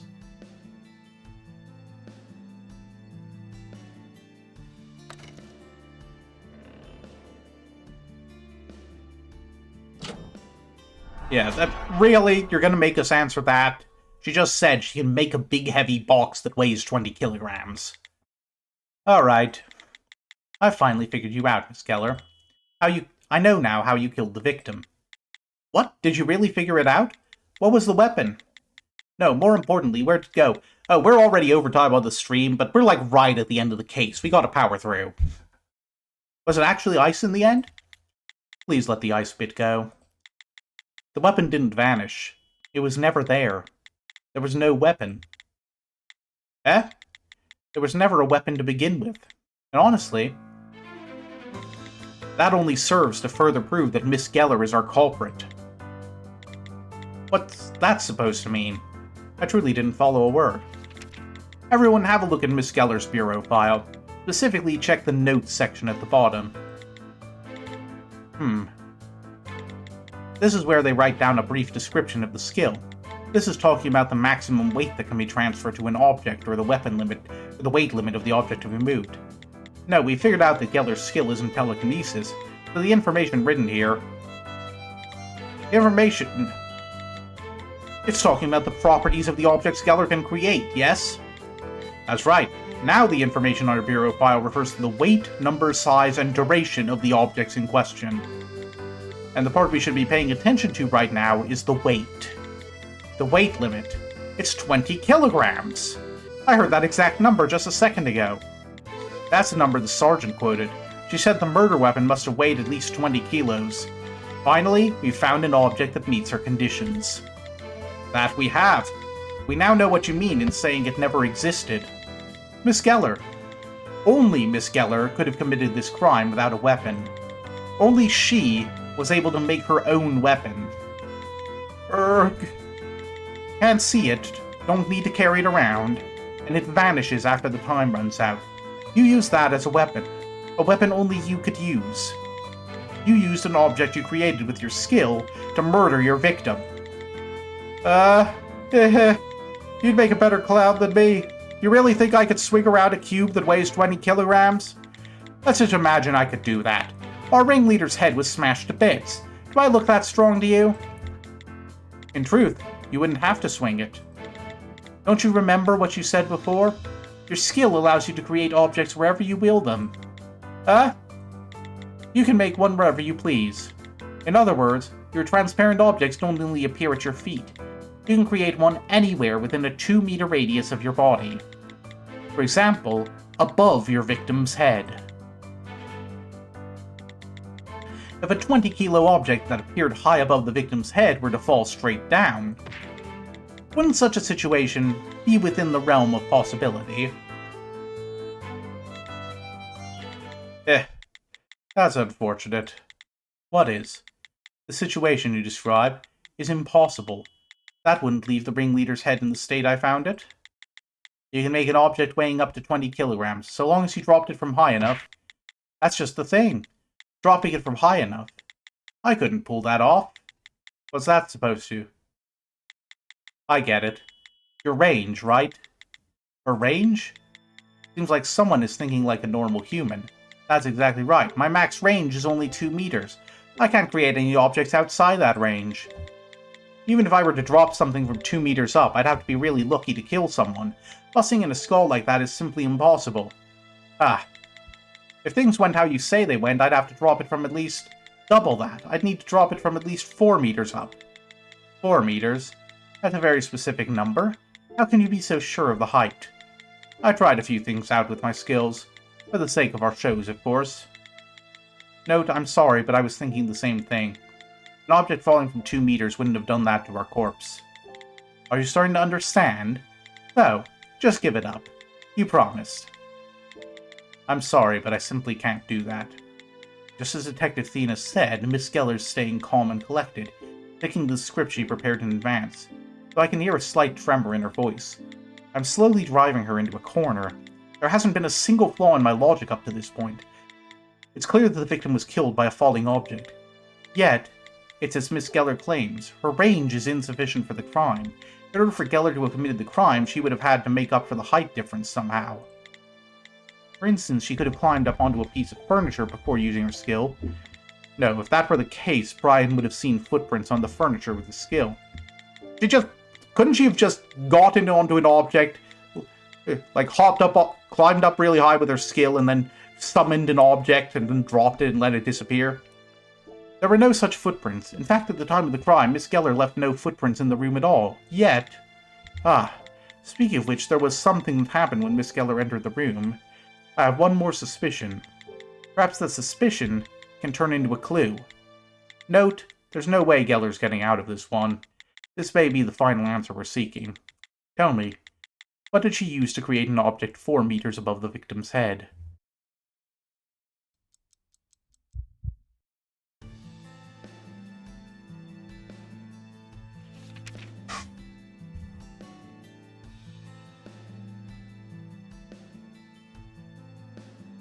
Oh, she can just make a really big object.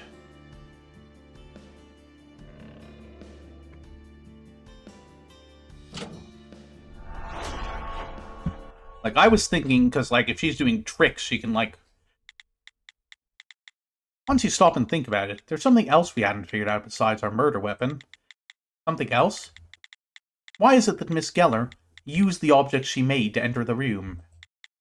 But of course... Have you figured out the reason why? Yes, and the answer to that question is connected to the means Miss Geller used to murder her victim. Miss Geller was intent on using her skill to kill her victim. However, she wasn't sure if a single swing of one of her objects would kill him instantly. If the victim didn't die immediately and were to let out a yell, that would spell big trouble for her. That's why she settled on dropping the object from a height to do him in, because she knew that her range was too short. There was also no guarantee that an object dropped from 2 meters would silence him in one blow. What, didn't you say you were going to explain why she used her skill to enter the room? You haven't figured it out? Why did Miss Geller use her skill to go inside? How could she be so certain she could kill him instantly when she was lacking height? Each question provides an answer to the other. If I can sum up what you're trying to say, the reason Geller used her skill to enter the room was to make sure she killed him with a single blow. That's why. It is. She thought up a plan. A way to create an object at a height that would surely kill her victim. No, when I really think about it, I'd be willing to bet she already knew her plan, huh? Miss Geller's solution... It was none other than the stunt she pulled on stage. Her stunt? By that you mean the air-walking clown bit? As she puts it, the jumping jester. Isn't that right, Miss Geller?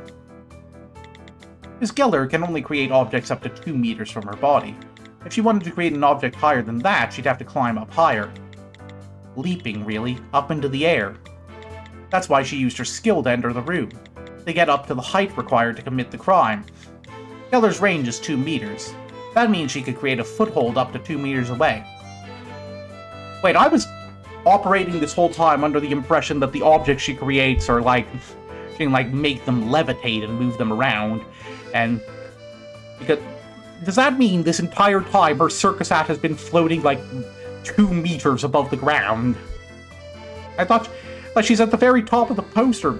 Geez, no wonder this guy hated her. What the... Your act sucks, lady.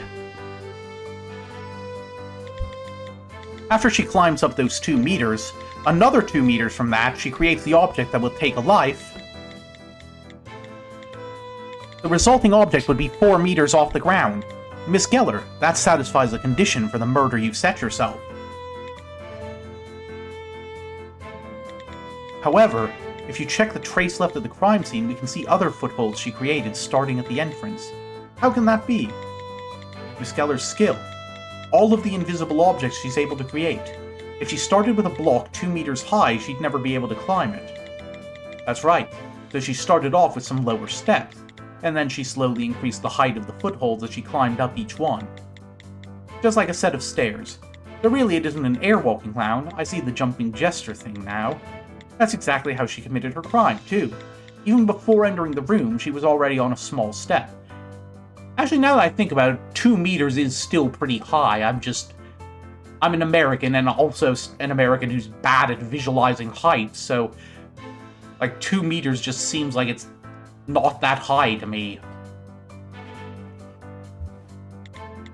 Then, little by little, she climbed, moving ever closer to her victim. By the time Geller was in front of the victim, she was close to her maximum height of 2 meters. Then, at her max height, Miss Geller made the largest object she could at 20 kilograms and let it fall.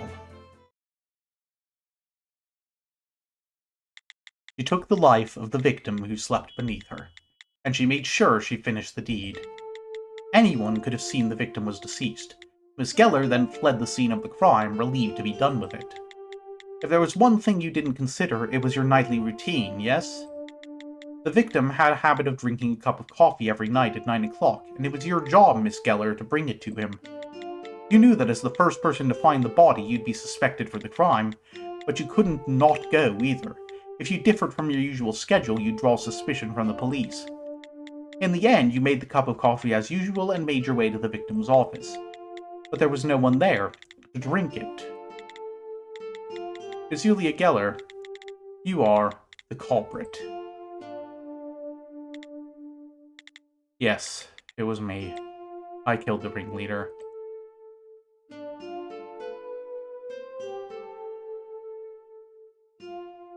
Can't say he didn't deserve it, he seemed like a right bellend.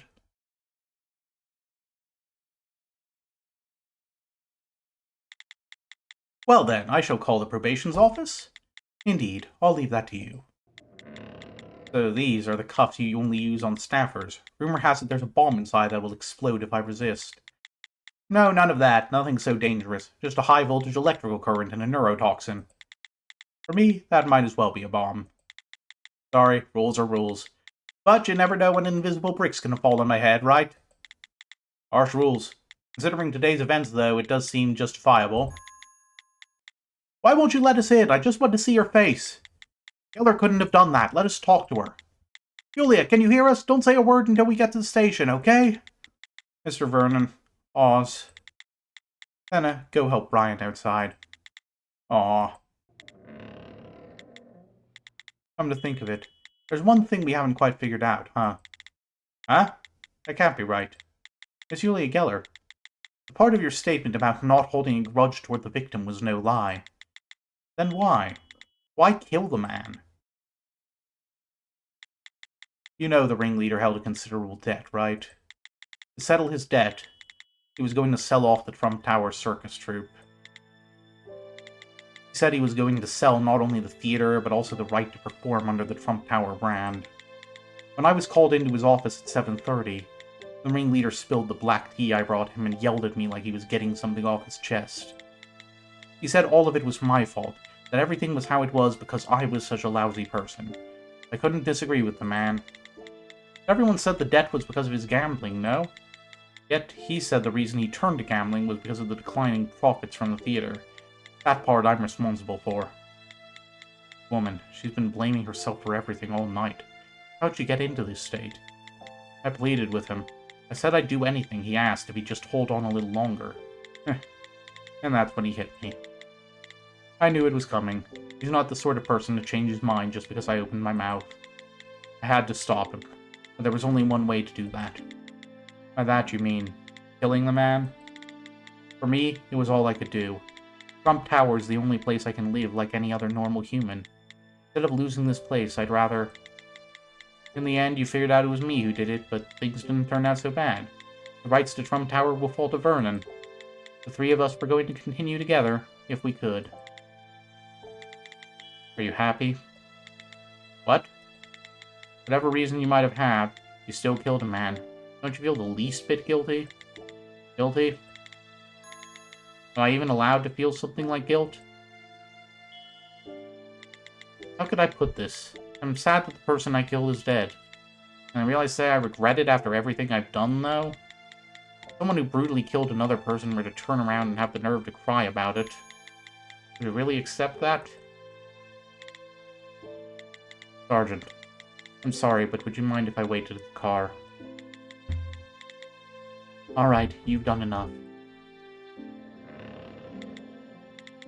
Miss Geller, due to the provisions of the contract made between the Bureau and the Attorney General's office, you will be sent to a prison belonging to the former. I'll give you a moment to talk to the other members of your troop. They're not listening to us anyway, so make your peace. Alright, and sorry for today. No, I'm sorry.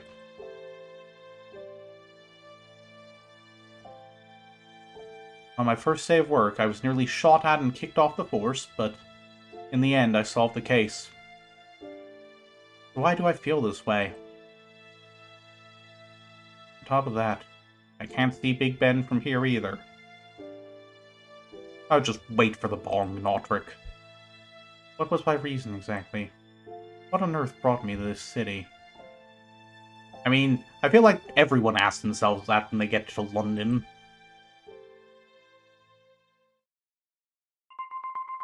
Case closed. Okay, I think that's it for the night unless there's an after-case scene. I know Tyrion Cuthbert had some of those. Oh, yep, here we go. Oh, these title cards take way too long. Hey, looks like you solved the case. Stopping by again? You came back alone? I sent Note off because he said he needed to get some air. Note, huh? I see you've grown a liking to Detective Case. How is he? Up to stuff? He definitely helped us out, and he's quite the talented individual compared to me. However, I think calling him a genius as you did is pushing it. He's a little clumsy in places, and more than anything, he's severely lacking in his understanding of phenomena. So, that's not the whole job, is it? 42 minutes. Besides the time it took us to get there and back, that's how long he spent on this case. Excepting the time it took us to survey the crime scene, that is significantly shorter than before. Before Notrick came along, it took us at least 3 times that at our very fastest. It normally takes people time to read through and comprehend the documents, time to understand all the clues and come to a conclusion. Notrick's logical abilities need neither. There's almost no gap between his receiving a question and coming up with an answer. Honestly, following his steps in logic is too much to ask. It's not simply a matter of intelligence either. That kid. Are you sure he's no staffer? From the way he describes it, when he focuses on something, he feels like time around him ceases to flow. However, no mana was detected coming from Detective Case that you'd normally find when staffers use their skills. You know what that means, right? Notrick's abilities stem purely from his talent. Seems that way. Phenomenal ability is indistinguishable from phenomena. Actually, maybe it's more than that. Rather interesting, is it not? Imagine what a talented boy could do in this city when he's not weighed down by the disadvantages of being a staffer. Is that the only reason you hired him? Sergeant Redfins, The tone you just took makes me feel like this is an interrogation, and that bothers me a bit. My apologies. Why the sharp tone? Something not go your way? Quite the opposite. Our case is closed, so I was just about to go out for a smoke. Smoking's bad for you. You should turn to sweets, like me. I stopped by this new ice cream parlor in the square, and it's not half bad. If you knew you'd bring it up, you should have brought some to share. It would have melted.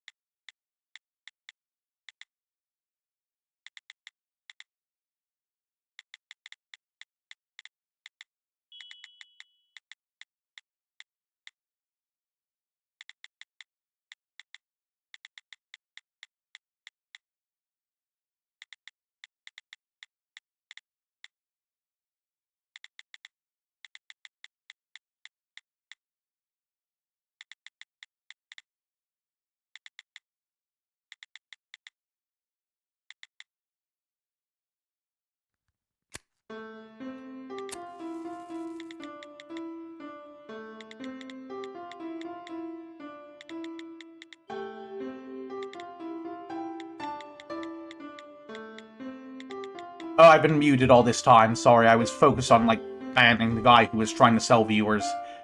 Honestly, it's not that good a view on a clear day. There are only factories and a slum out that way.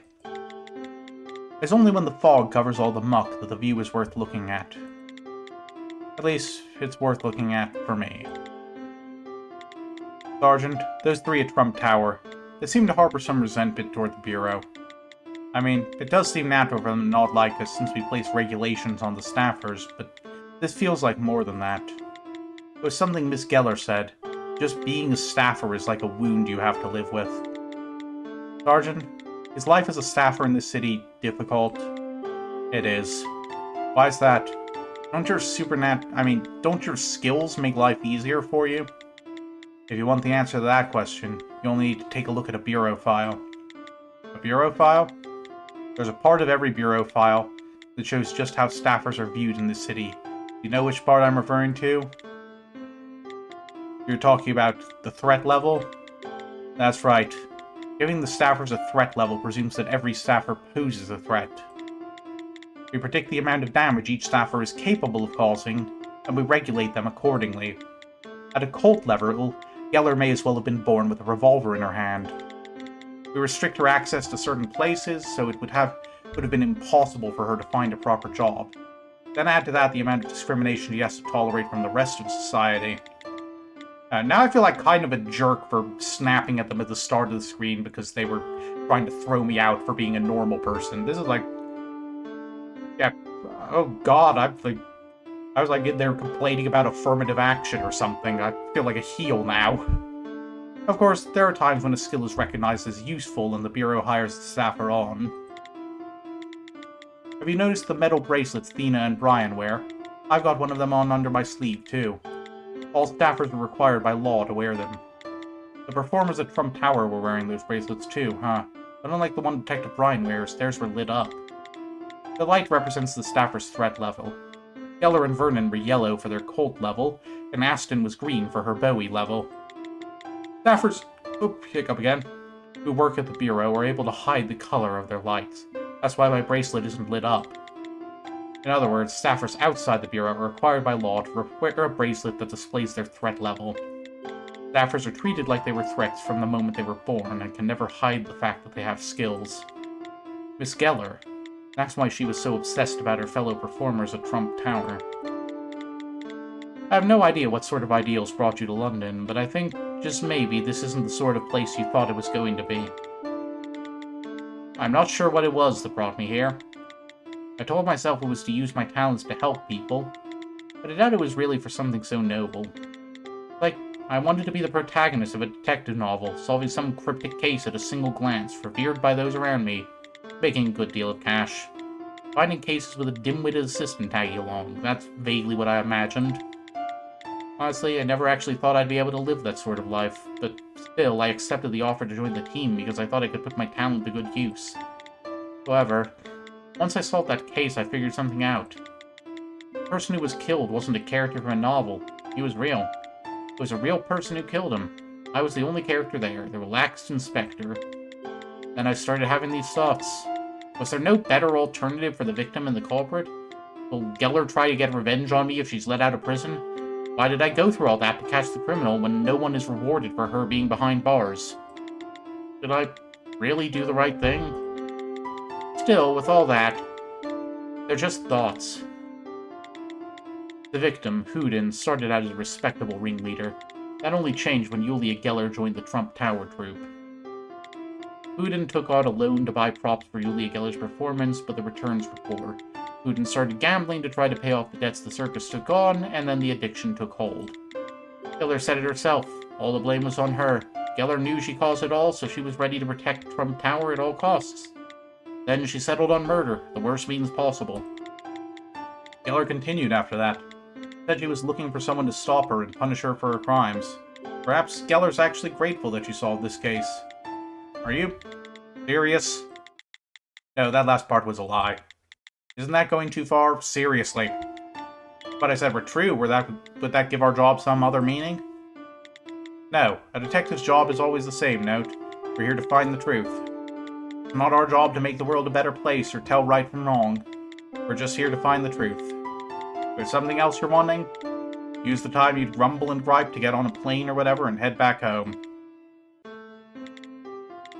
However, if you don't know what you want, then stay here. Stay. Find whatever truth may come and keep on complaining like you are today. After all, there are certain things that start just that way. Making the world a better place, telling right from wrong. Maybe you'll find whatever it is you're looking for along the way. Shall we head back to work? We've still got the reports to write up about our case today. Could I stay here just a bit longer? It's sort of hazy. But I think I can just make out the hands of a clock out that way. Unfortunate, really. This place used to be all mine.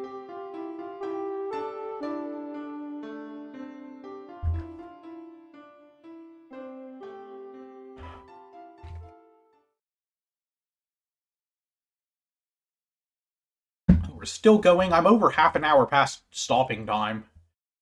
But I don't want to just leave off in the middle of the epilogue. Good. Just like that. We'll summarize the events as they occurred. I just have to write it out like this? That should be sufficient. Now we just need to sign at the bottom, and that's that. When you're done with that one, fill out this one. Huh? Isn't this the same document we just filled out? That last document was our report to the Detective Chief Inspector. This is what we'll send to the police. Try to avoid referencing skills as much as possible while you fill this one out.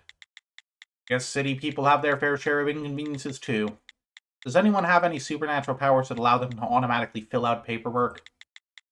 They're not supernatural powers. Right, I know, they're skills, right? Because supernatural powers makes them sound cultish. Indeed, you're catching on. Note: the first time we met, I was quite disrespectful, and I still haven't apologized for that, have I? Stop. You really don't need to apologize. I guess I won't. Hiring you on was the right decision. Thank you? Congratulations! Congratulations! Congratulations! Because you solved the case! Congratulations! Apologies for the late return. Did you have a lot of work to do? It did take longer than expected. Were the roads congested? About that. We were late because we had to pick up this. Wee cake! A cake! Indeed. It's a bit of a welcoming gift and a celebration of the first case you solved. It's for me? Come now, we were completely blown away. We had no idea you'd solve such a complicated case. I guess the chief gets a few things right every once in a while. It's quite fortunate we had you on the case today. Note. It's got happy birthday written on it. This was the only one they had left. Come now, it's a cake. What's written on it isn't important. Here, Note, blow out your candles. Huh? Okay. Cheers. Bloody terrific. This whole affair. Now it really is a birthday party. Note, I do apologize. I'll make you a proper cake later on. Huh? I'm not angry or anything, it's just... I've never been welcomed like this. Actually, I had a similar thought to yours. I'm just glad to be part of the Mana Affairs division. Right. I see. Well then, shall we eat? I'll go fetch something to cut it with. My word, doesn't that just warm your heart? Hehe. We've got a lot to look forward to. Alright, I think we're finally wrapping up for the stream, I hope. Speaking of which, Note, when's your actual birthday? I'm not really sure. Huh? I'm an orphan. I never knew my parents. Because they were dead. Thank you for reminding me of that, by the way. Pardon? Even my name, No Trick, was given to me by my previous employer. Ah, well that explains why it's so fucking stupid, then. What's wrong with everyone? Nothing at all. What happened to all that energy from before? Note, you're the star of the show. You should be enjoying yourself. Eh? It's not really my... Ah, here, take this. I'm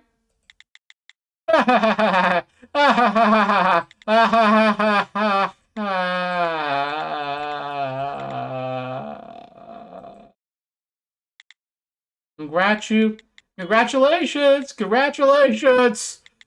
Don't. Congratulations! Because you, solved the case.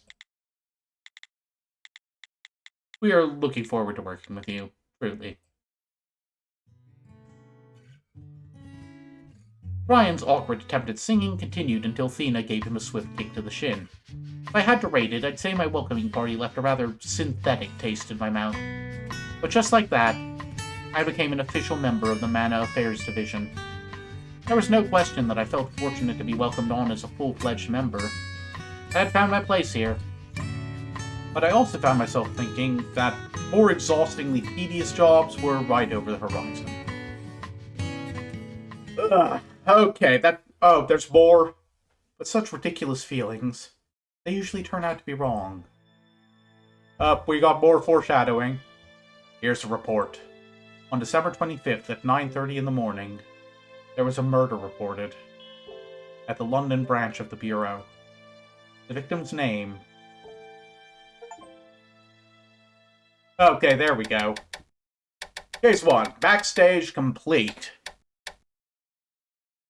Okay. So, that was case 1 of Staffer case, and I'm gonna be honest, I really liked this game so far.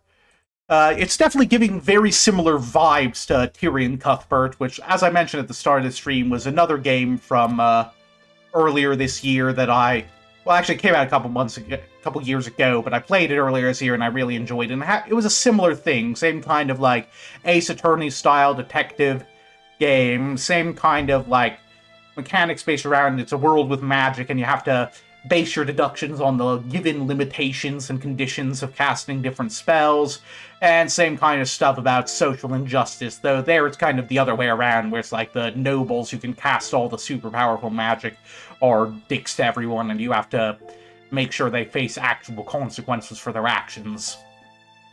So, with all of that in mind, I definitely think I'm going to keep playing this game through to the end on stream.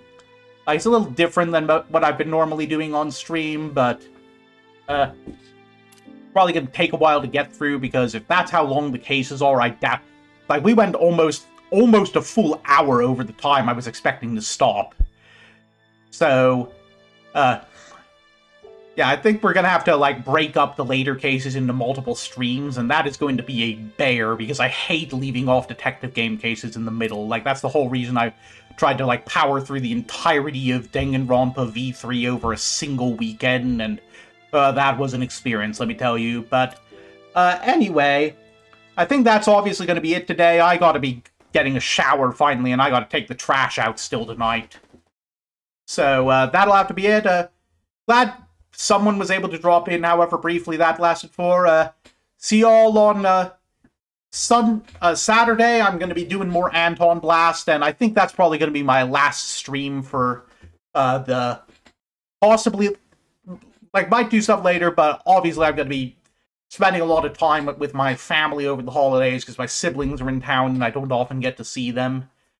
But, so that's probably going to be my last regular stream for at least a week. So I'll hope to see you there, and have a great night. Bye!